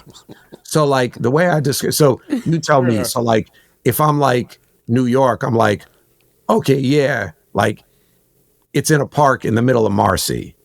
And the New York is like, oh, word. Like, what's your Toronto? What's your equivalent? It would be either one or two things. It would be at a park in the middle of Jane and Finch, which would be more uptown, or a park in the middle of Regent Park. That's downtown. Okay. Right. Jane and Finch is the name that gets called when people like, if we, what's the Batman place that I shout? Right. So we go and so sort of like it's super, super hot. And the security is all FOI, Nation of Islam, older dudes, like suited down, but not like New York FOI, like North Philly, like some player suits, gold chain over the thing. And like dudes that are in their like 40s and 50s, easy, you know, like OGs. It's like, all right, cool, like good. I think I knew the radio DJ from the thing. And we're on like a 8x8 stage riser in the middle of this park. It's hot as hell. Never rehearsed. We just go and do a show. We do a show. The intro is, I think we intro her to the instrumental to Welcome to Jamrock. I think she does one thing. She definitely does a cover of SZA's "Give Me a Try," and then Pon de Replay, and we're done. And we did it, and we made it through. And so I'm doing like hype man stuff, like, yo, the crowd is that, whatever. Like, and mind you, like she hasn't really ever performed. She's performed showcases, but like this is just like people in a crowd. And so we go to a show, and I think we were supposed to. I think we were supposed to go back to New York and then something else. But then they were like, oh, the thing for DC, whatever, we got to stay in Philly tonight. I was like, cool, I got a bag. Mark had a room. The manager had a room with 2 beds. We ended up, you know, like going out to dinner, crashing in the room, kind of just like, so he kind of gave me more of his background. Then I think a day or 2 later, we go to DC and do another show that's like very similar, some tiny little thing. And this is like my very long-winded story of like the start of this. And then it just was like, then there's another show, then there's another show, then there's another show. At this point, there's no tours, but then we go back to New York. We're like, oh, we have 2 shows this weekend. And that record, like in those days, like a record built steam on the radio, then you have to go to the market. So then it's like, okay, then we go to Atlanta. Okay, then we go to LA. Then we go to this. Then it's like, okay, then we got 5 days in a row. And then you're home for 5 days. And so it was just like, and so it just grew and grew and grew. And it was like such a small operation that it was really just like, it was Mark, the manager, me, Rihanna. She was under 18. She had someone who was technically a chaperone because her mother was still living in Barbados, still to this day.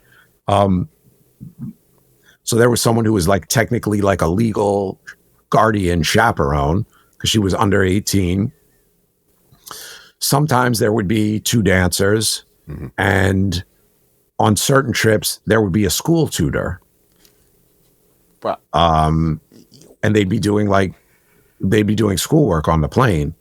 And so it was just like everybody landed and got in one vehicle. Like you got in like an SUV, they loaded you in an SUV or like a white 15 passenger van. So there was no like, it wasn't like, okay, the artist moves here and then you move here. Everyone kind of just did everything together. And then even like, there would be things that was needed for that dancers weren't. And there would just be like, so Mark and I were becoming friends. And so like we would land somewhere and I'm not like, there's no separate car. So I just get in the car with them and go, which means that, so, okay, then I go to the radio interview with you guys. Oh, and then there's like a fitting for outfits. And then after that, we're going to end up at the rehearsal studio. Wasn't like one car. So you're going wherever they're going, whether you're needed or not, you're going along. Everything was one movement. And then it's like, she's like, oh, I want to go shopping. I want to go to the mall. And again, she's like a 17-year-old at the time. There's no security guards. So like Mark was very like protective. And I'm like, well, I'm not going to not roll with you guys. So then like a bunch of times we just end up, and again, it's not like she needed security, but it was more about being like, just like a young girl from another country in all these places that you just don't know. So then we would all she'd be like, oh, I need to go to the mall. So then it's like, okay, cool. Then we all go to, like the 3 of us or like the 4 people go to the mall. And then you go to TGI Fridays and you have dinner together. And you know what I mean? So it's just like, it was that kind of like, like an indie band kind of movement for a lot of that early time where you would just go and go and go. And just spend a lot of time together, kind of the opposite of what I was talking about with, with the bad boy stuff, of just like really be around each other, a lot, and spend a lot of time, a lot of work time, but also a lot of downtime. And so was the plan always, because remember, when you got introduced to them, you were not even technically, you were the bigger entity in entertainment at this time here. She was just, listen where we're going. Okay. Listen, you were the bigger, if somebody went up to 10 people and said Max Glazer, or 10 people went up and said Rihanna, even if there was only 5 people that said Max and 3 people that said Rihanna, you were still technically the bigger entity at this time here. Okay, cool. You guys are out here doing this stuff because you've been working longer at this time here as an adult in the entertainment. Oh, yeah, for sure. Yeah. So was the vision always for her to be as big as she became, or that was just a wish and then we're going to try to figure it out as we go along? It's interesting because I just like, I was very lucky to kind of, it's a great work situation to be in.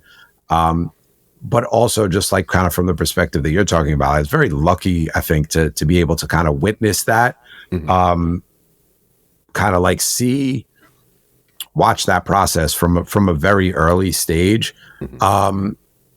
And she was always super driven for sure.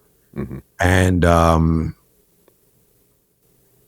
she was always super driven and really hardworking. You know what I mean? Like I never had a conversation with her about like, yo, how big do you want to be? But like the way that she worked, and the, the 150% of herself that she put into it, I guess, if I'm looking at it in retrospect, like indicates all of that. I think her manager, Mark, Mark knew a lot of people. They did, it just was like, it was like a really great example of like a team of people working together, trusting each other.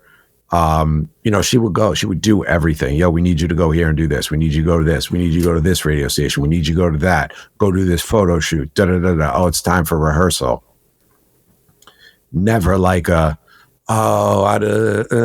want to, like she was driven in that way that like, yeah, there was probably something inside her that was like, I want to achieve whatever these kind of levels.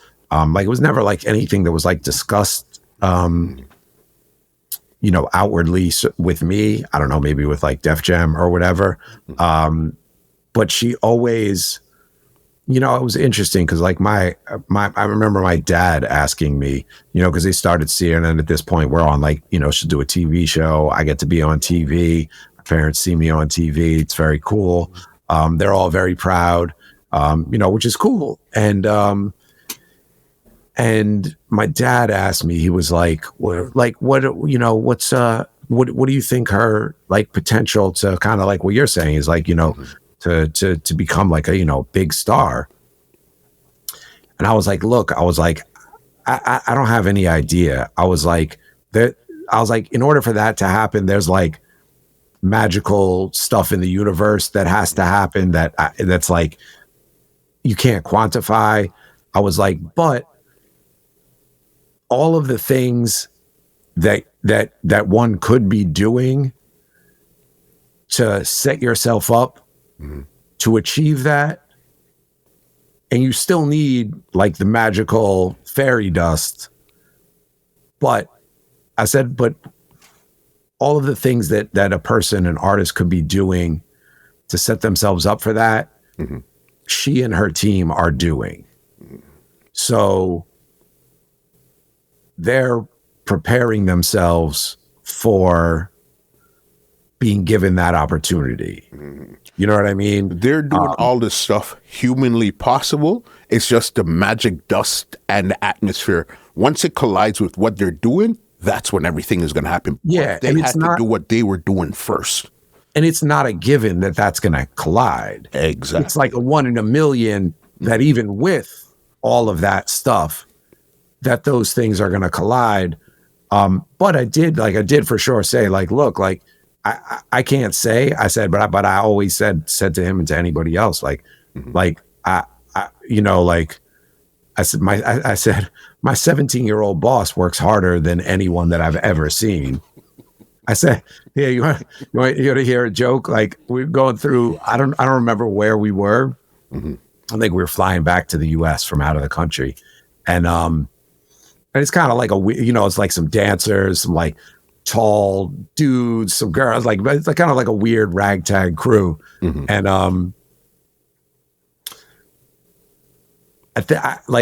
I think I was going through right before her, and they're like, "Are you guys all together? Who's said something?" And I was like, and I was like to an immigration officer. It's like, "Oh, how do you know each other?" And I was like, "That's my 17-year-old boss." And it's like, she wasn't a known face. Like he wouldn't look at her and know she was like a famous person. And I was like, yeah, it's my 17-year-old boss. Crazy. That's crazy, boss. But no, like I said, but like from then, like she I think had the drive and also like the ability to know, to trust in the team of people that was like, okay, here's the next move. Here's what we need to do. Because certainly now she is, but then she was not strategically assessing the big picture business overview. And I would imagine, and this goes into a time period where then I wasn't around anymore, but I would imagine that, she picked that up, a lot of stuff that's, serving her very well now from that type of works of that early management team, and also from Jay, from being her, you know what I mean? From then the next level of it, of it being that. But again, to speak to the whole thing, but like she was obviously absorbing all of that stuff, because then when these things reach these levels, she's not fighting to hold on. She's there. Like she's, you know what I'm saying? It was opportunity and preparation, and she was prepared when the opportunity came around. Yeah, so yeah. Let's go. And like I said, man, just worked hard, like ridiculously hard, ridiculous hours, ridiculously hard. And and just, really, really wanted it. Right there. Was there a defining moment where you say, okay, this is the definitive moment where she went from a budding person singing music to a star, or was it just a culmination of things that led to that, or it was just a one defining moment that you remember in your mind where it's boom, holy smokes, now we're in front of 50,000 screaming people? I mean, it was growing and growing and growing, and it was like, wow, this is really cool. I mean, there's like a couple of moments, but like the one moment that really always stands out to me is, we were back in DC or somewhere in the DMV area. And this is maybe like, I don't remember when it was, but it's like maybe like second year we looped around or whatever. And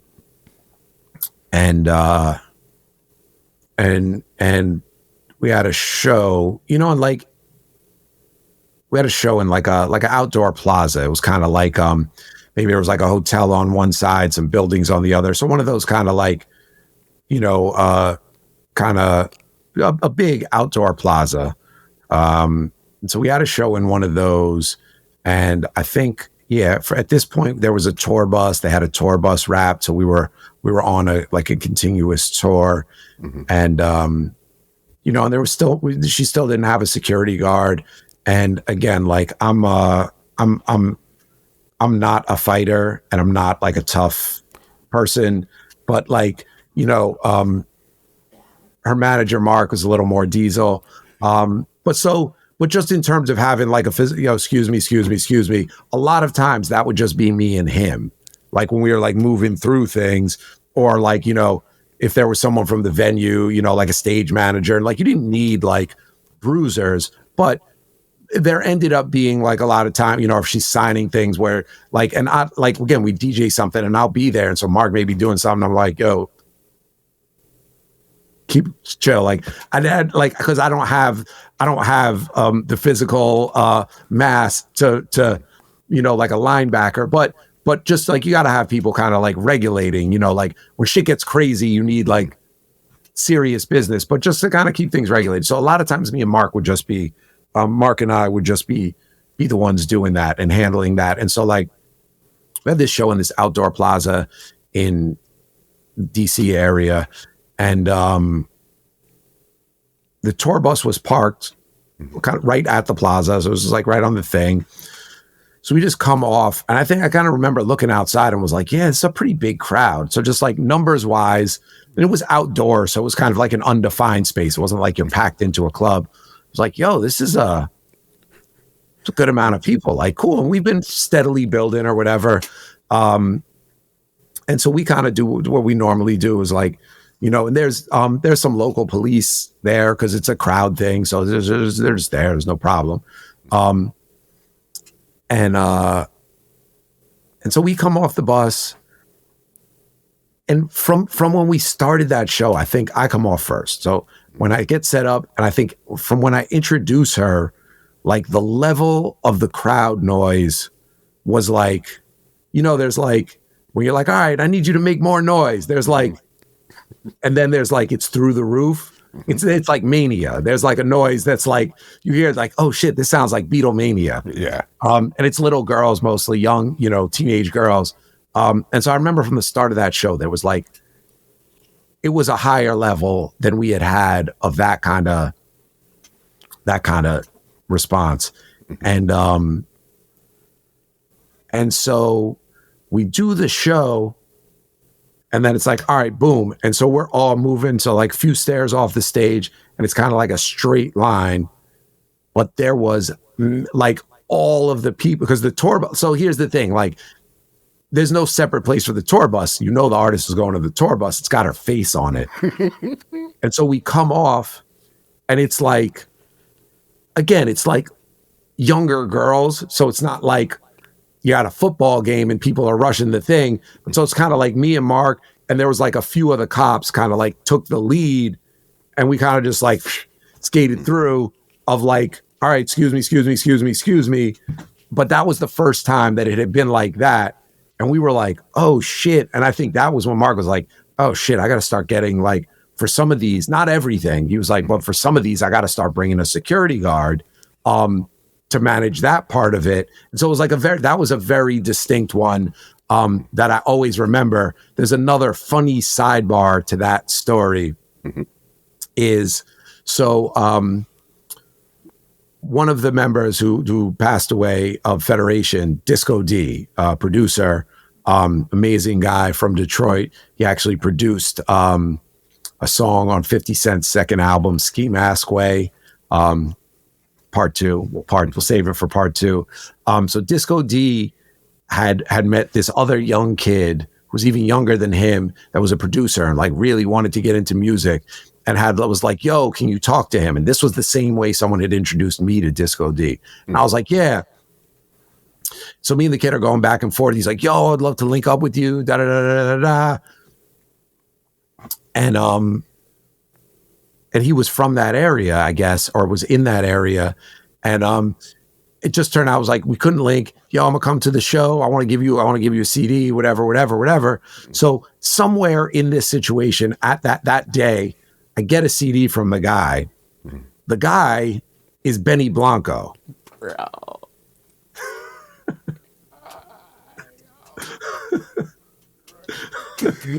Who was probably like 16 years old at the time.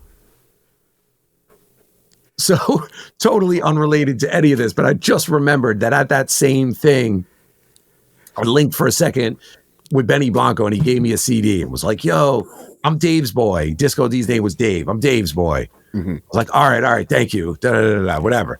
And so that was the first time, like with Rihanna, and then things started growing, and we got to do like, like the first big stages we did tour was opening for the Pussycat Dolls on a tour of Europe. It's like we played at Wembley, but it wasn't her show. So it was big, but it was very much still like building towards, the other stuff. Like we played at Madison Square Garden for like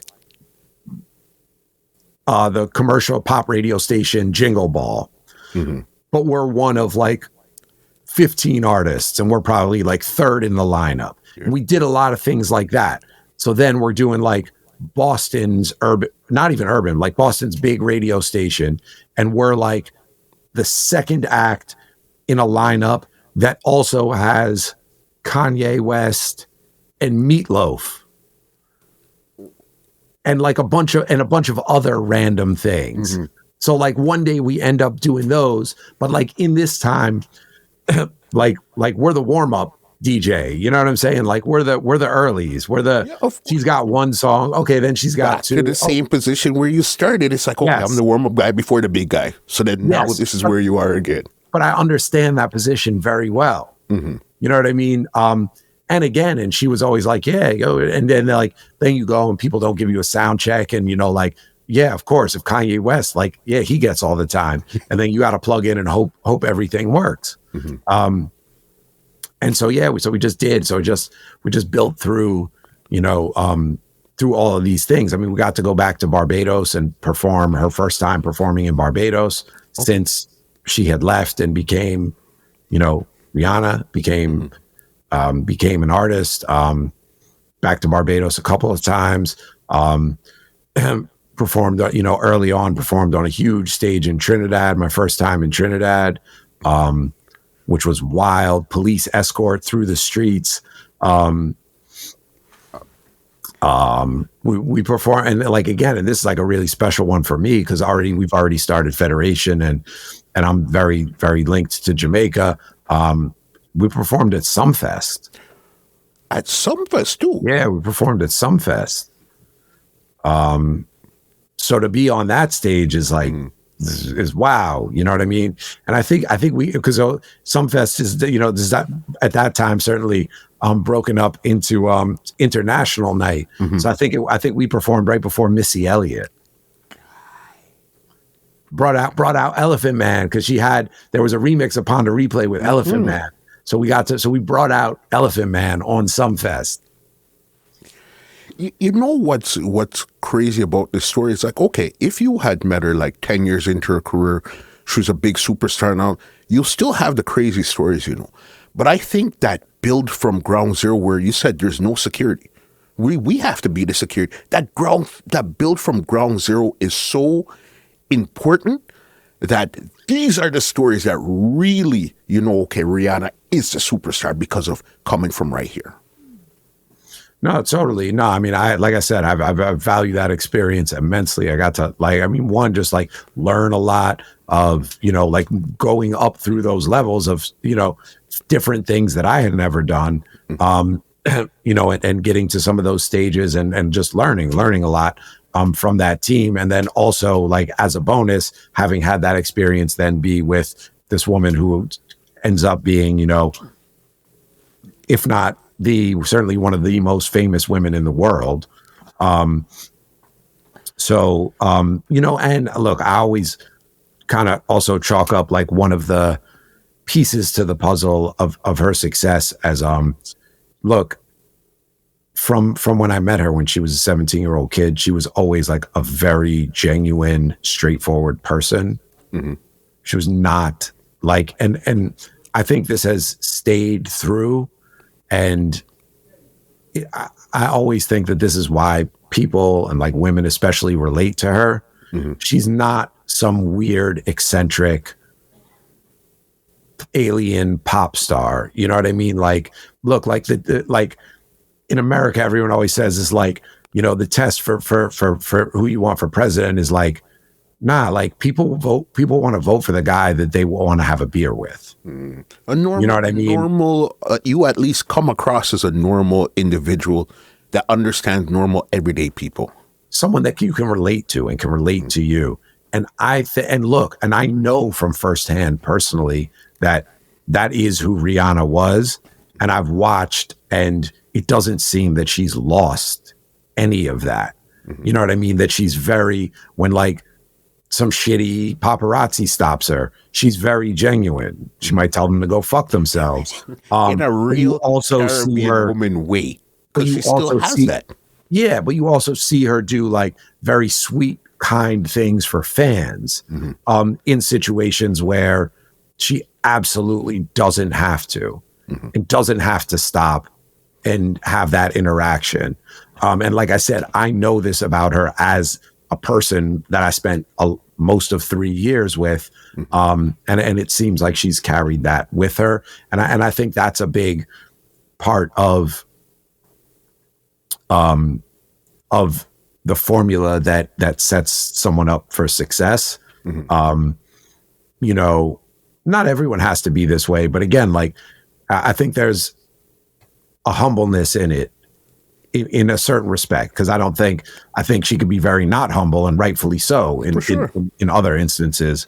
But you know, I also say this about Sean Paul, because Sean is Sean from the day I met him in 1999 with a pair of goggles on his head in the middle of New York City, to today. You know what I'm saying? He's like the same guy, same person, the same personality, like with the same values.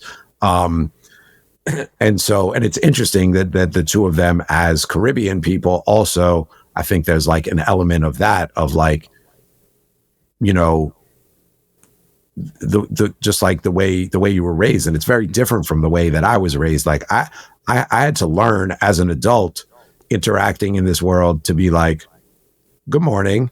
So anyway, you're like, good afternoon. That's sort of like some of that like formality that in a Caribbean household you would have. But like growing up as an American, I wasn't being rude, but I didn't walk into a store. Wasn't part of what you grew up with. That wasn't part of I didn't walk into a store and go, I didn't walk into a store and go, good afternoon, and then start my interaction with the woman behind the counter. You know what I'm saying? So it's interesting. Like I always kind of see some of that. And I mean, that's two people that I happen to have known from early on days. But I see them both being very successful. And it's cool because they're also both like, genuinely being the people that I've always known them to be. And again, it's not to say that someone couldn't have a different experience if you meet either one of them now as an incredibly famous person, that people all over the world know. But yeah, it's been amazing to watch what she's done and have been a part of it. Yeah, it's just like another super cool thing that I got to stumble into. Yeah, for sure. Remember, that's the whole premise of this conversation. Is I just stumbled into this. Okay, cool. I stumbled in. You know what I mean? But we're gonna wrap this conversation here with one last question about Rihanna. We're gonna wrap it up before we get to the part 2. All right. Now, how long were you with her and that camp there, and why did you decide to leave after that period of time? You think I decided to leave?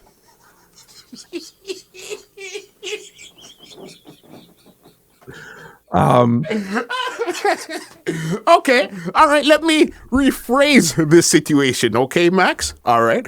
How long were you with her and the camp, and why are you no longer, or up to that point, why are you no longer with her? Is that a better?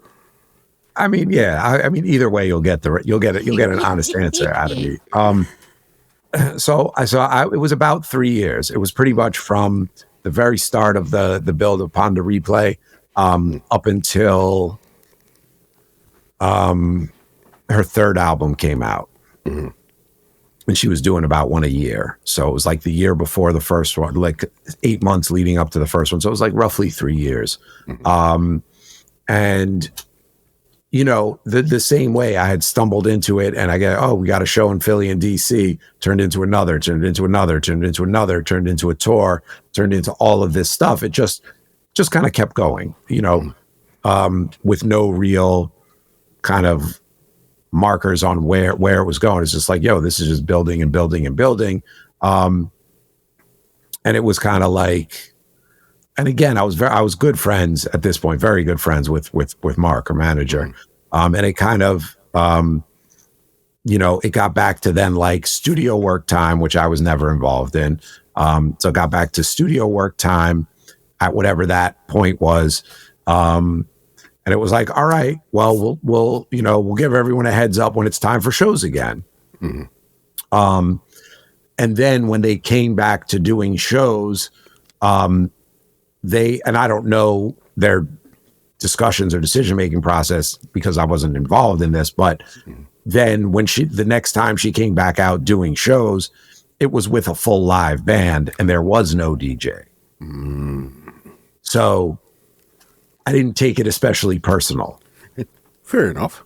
A bunch of my friends were like, yo, that's fucked up. Like, yo, they could still have a DJ with the band. Mm-hmm. And I was like, look, like if my work here is, again, the way I kind of stumbled through things, like, well, like my work here is done. My work here is done. Mm-hmm. Like I have no, I would be very tight if they showed up with another DJ at that point. Fair. And that makes total sense. It's like, yeah, I'm cool and everything, but if I got replaced, just of course I but understandably, because look, part of what I did with her and what we did together was going from that first stage in the park in Philly. Mm-hmm. By stage, I mean the physical stage of, from that to the next, to the next, to the next, to being on stage in Wembley and Madison Square Garden and at Sumfest and having our own engineer and some of our own technical crew. But her and I together did the part of like some like basic things. Like I went after that first show, I was like, we got a tiny bit of material to perform. I was like, if we got to do 20 minutes, I was like, I'm going to give you the oldest trick in the book. Split the crowd in two.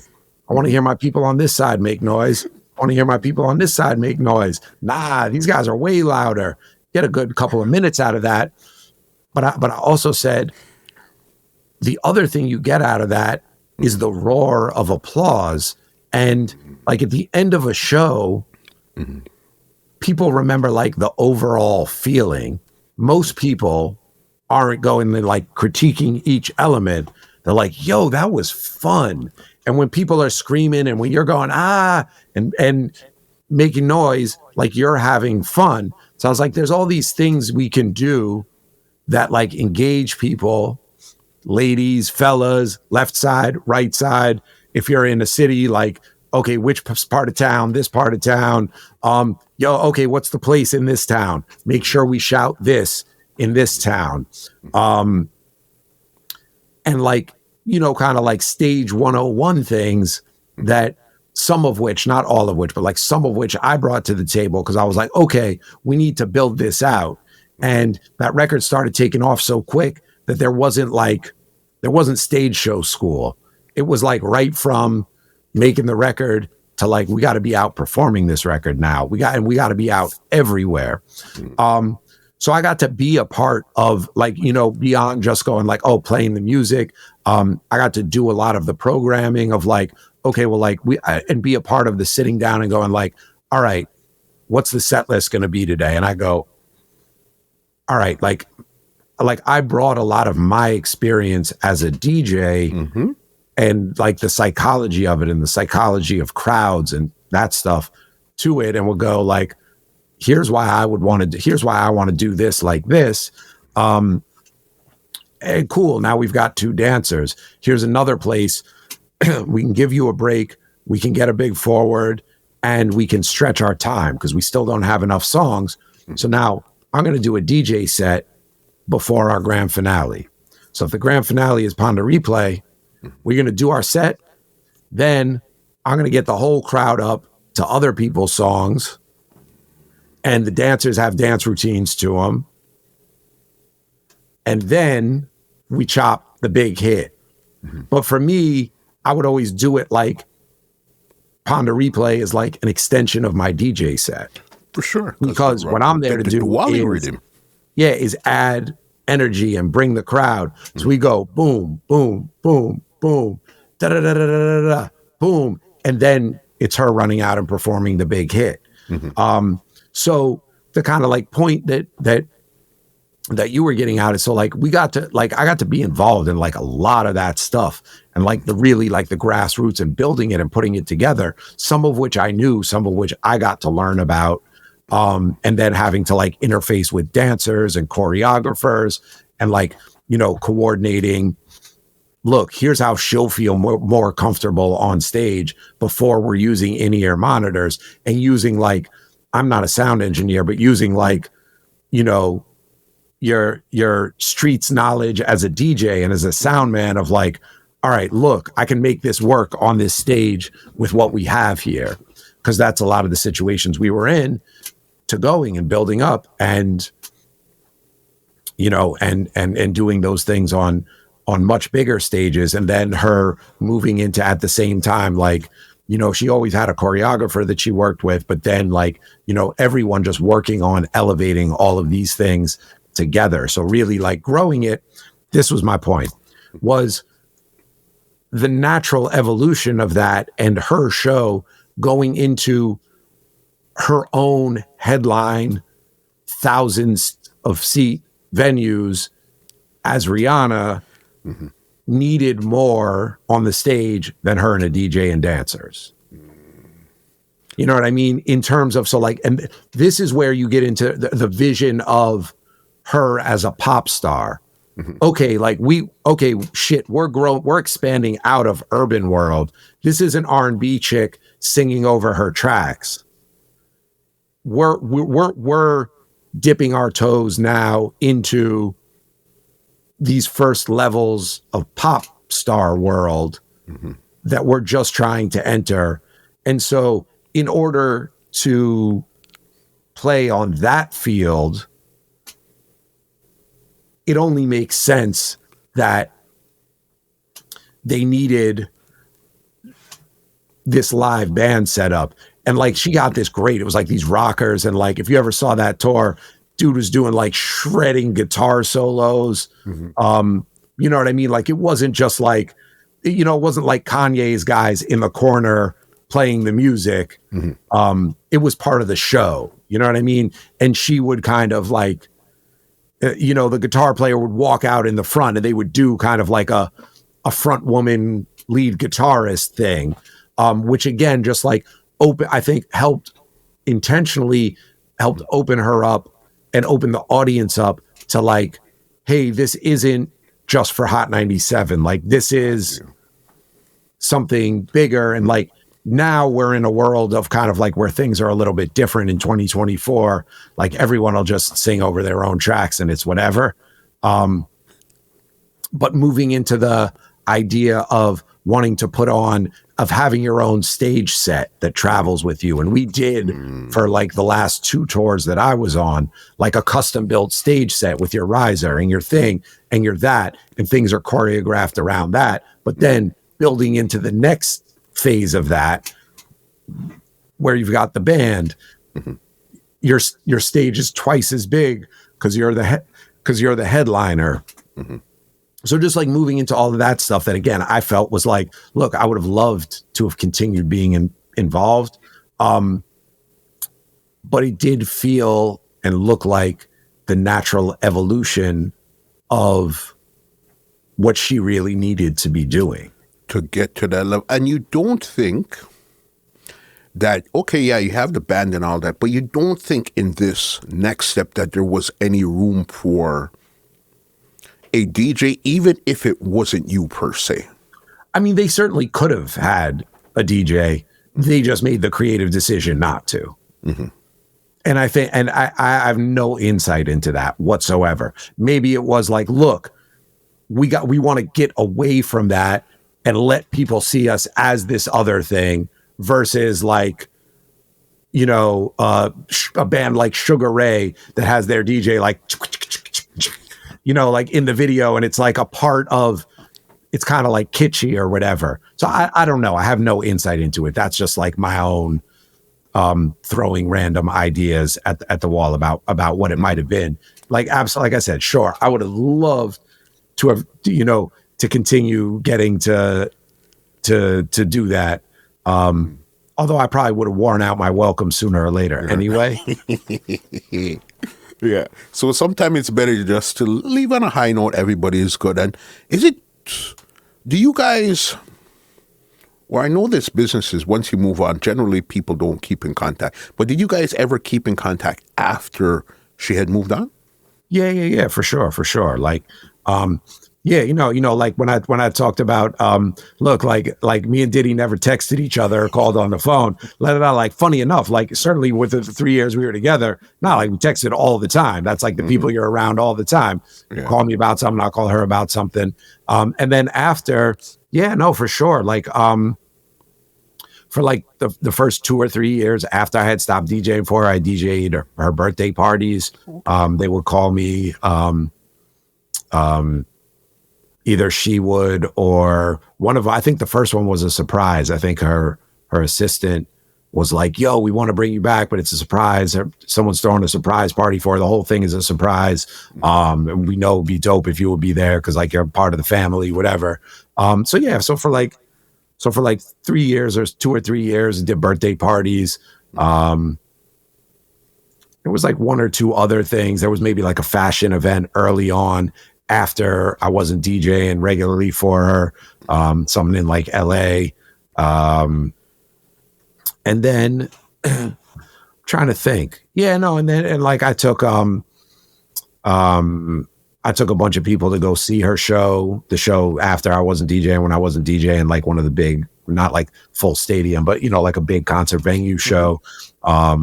They showed me lots of love. Like, yeah, sure. Like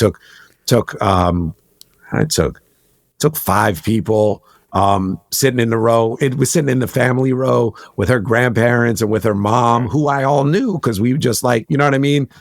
So they're like, like hugs from mom and grandma, because we all spent a lot of time together and overlapped a lot, and backstage passes, like treated very, very, very, very well with a lot of love, always. And then over the years, like certainly not as in touch. And probably the last time I saw her, like, I ran into her probably, yeah, it was sometime last year, probably like towards the end of last year, maybe like October. Was DJing something actually for one of her best friends. And again, to kind of like her being who she is, like her same best friends that I met with her when she was 17, a lot of them are those same people that like you still see around with her. And so like the main one is it's Melissa Ford, who like a lot of people know Melissa, because Melissa, the two other friends had stuff that they were always doing in Barbados, but Melissa kind of came up and stayed on the road with us, like would be on the tour bus with us, like living on the tour bus with us. So I also knew Melissa really well. And so Melissa's just everywhere and around doing her thing. And so her sister lives in New York, sister Lisa.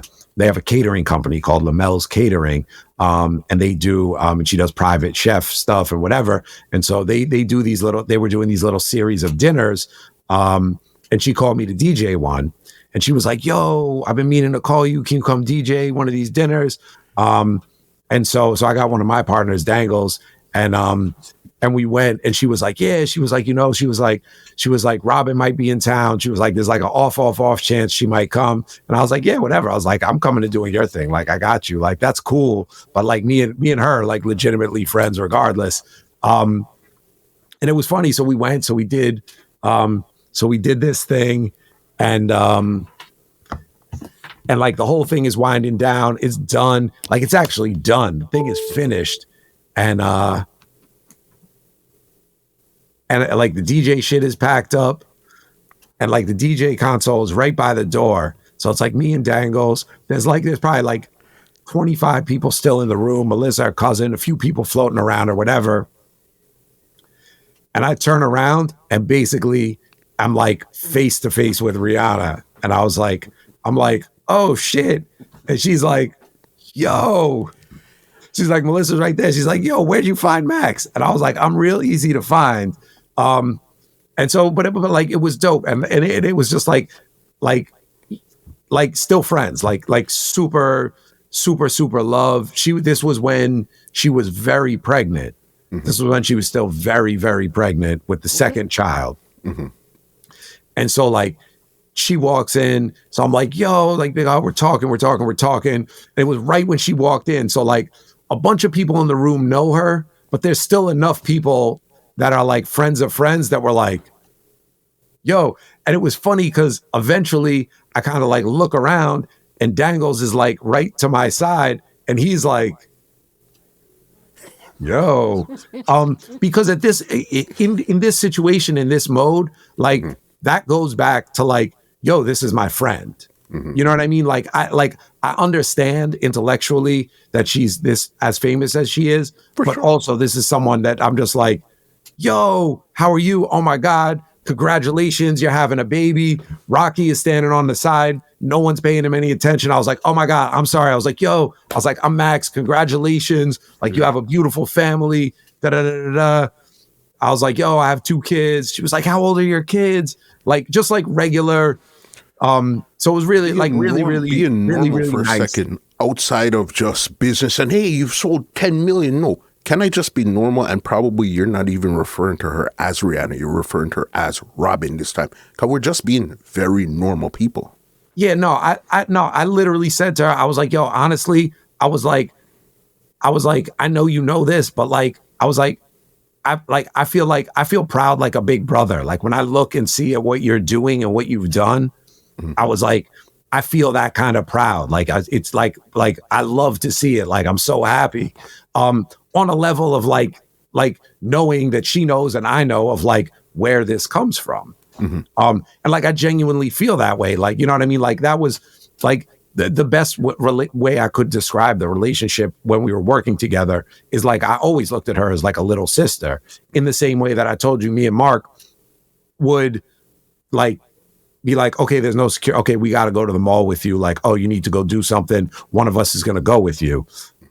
As like, you know, like a big brother, someone who's looking out. That was always the way that I felt because I'm obviously significantly older. Mm-hmm. Yeah, no, so it was cool. So it was very, you know, and then she comes in like super gracious. I took pictures with her. She takes pictures with everybody. Everybody's hanging out, talking to everybody. And then, so like after like this first initial 5 minutes of me and her having this conversation, she kind of like, I'm like, all right, cool. I'm like, all right, go do your thing. Like, we'll talk. She takes like 2 steps forward, and I look, and her security guard, the guy who's with her, is the very first security guard that Mark had hired for her. Not even full time. Okay, we're going to Vegas. We need someone to go with us. Jeff. And he's like, yo, Max. And I was like, holy shit. Yeah. But also to tie into like who she is and like the loyalty and the people, the same best friends. And Jeff, and I was like, I had like a 20-minute conversation with him. He's a super interesting dude, like ex-military, like worked the door at all these New York clubs. And he's not like a huge guy. He's more of one of the like, watch out for like these like military type guys. And you're like, look, obviously if he's doing her bodyguard, he's serious. But he just was like, yo, I was like, you been working with her all this time? He's like, yeah, I took a couple of little breaks off. He's like, I don't do everything, but like there's a lot of stuff they call me for. So like I got to catch up with him. So again, it's just like this, it's kind of like this same extended family of people around her, which I like, it's very, I find it very awesome. Like, I think it's very, like I said before, says a lot about who she is. For sure, your character. Max, this conversation has been nothing short of what I knew was going to be. And again, remember, this is part 1. A lot of people that's going to watch this and listen to this, if they're familiar with me, they'll know I do a lot of dance hall and reggae stuff. But I knew with somebody like you, I wouldn't be giving your story any justice if we just skipped right into the dance hall stuff. Your foundation for where you started was hip hop and all this. So we have to go through this journey before we get to the Cartels, the Idonias, the Sean Pauls, the Wayne Wonders and all that. So this part here, definitely. Thank you for sitting down and sharing your journey, the bits of your journey right here before we get to the second part. No, man, I appreciate it. Thank you for taking the time. I mean, like I said, I love to talk about this. I figured we'd move through it and get all the way into this stuff. But as you pointed out, like I think this is the point where we have to break, because there's this, the same thing, the stuff that I watch you for and know you for, is the stuff in the dance hall world, and we've got a whole world of that stuff to talk about too, man. So I really appreciate the time and the conversation. Trust me. Leave some social media contacts where they could check you out and all this good stuff, because we know this is the 25th year of Federation. So leave some contact where they could check you guys out and what you guys have in store right now until we catch up again. Yeah. So the first and foremost thing that we're doing right now is the live streams on Twitch. So twitch.tv/Federation Sound. twitch.tv/Federation Sound. The whole team is on there. We're streaming live 5 days a week, and there's just going to be more and more of that. Instagram @Max Glazer, @Federation Sound. Same for Twitter, Facebook. You can find me. I guess that's for the older folks, right? Facebook, you can find me on there. But also if you search, it's Max Glazer and Federation Sound on all platforms that most people will be able to find us. So we're here. We're celebrating 25 years of Federation Sound. This is some of the pre and a little bit of the overlap in the beginning of the Federation history. But I'm really looking forward to sitting down and getting into that stuff, because as much as this stuff is like an amazing part of my life that I've lived, the 25 years of Federation and all of the dance hall and reggae and all of kind of like what that has given me is definitely like where my what brings us to where my life is at now. So I'm really looking forward to having that conversation as well. For sure. We could talk about the stuff on your wall. I got so many questions, but again, thank you for the part 1. Interesting, amazing conversation. We will catch up in the part 2. You understand? Yeah, man. Thank you. All right. Let me give you an outro and get you out of here just for now. All right. Well, ladies and gentlemen, this is Muscle, and this has been another Two Line Music Hut's Entertainment Report podcast, and we are out. Just for now. Boom. This podcast is brought to you by www.twolinedmusichut.com.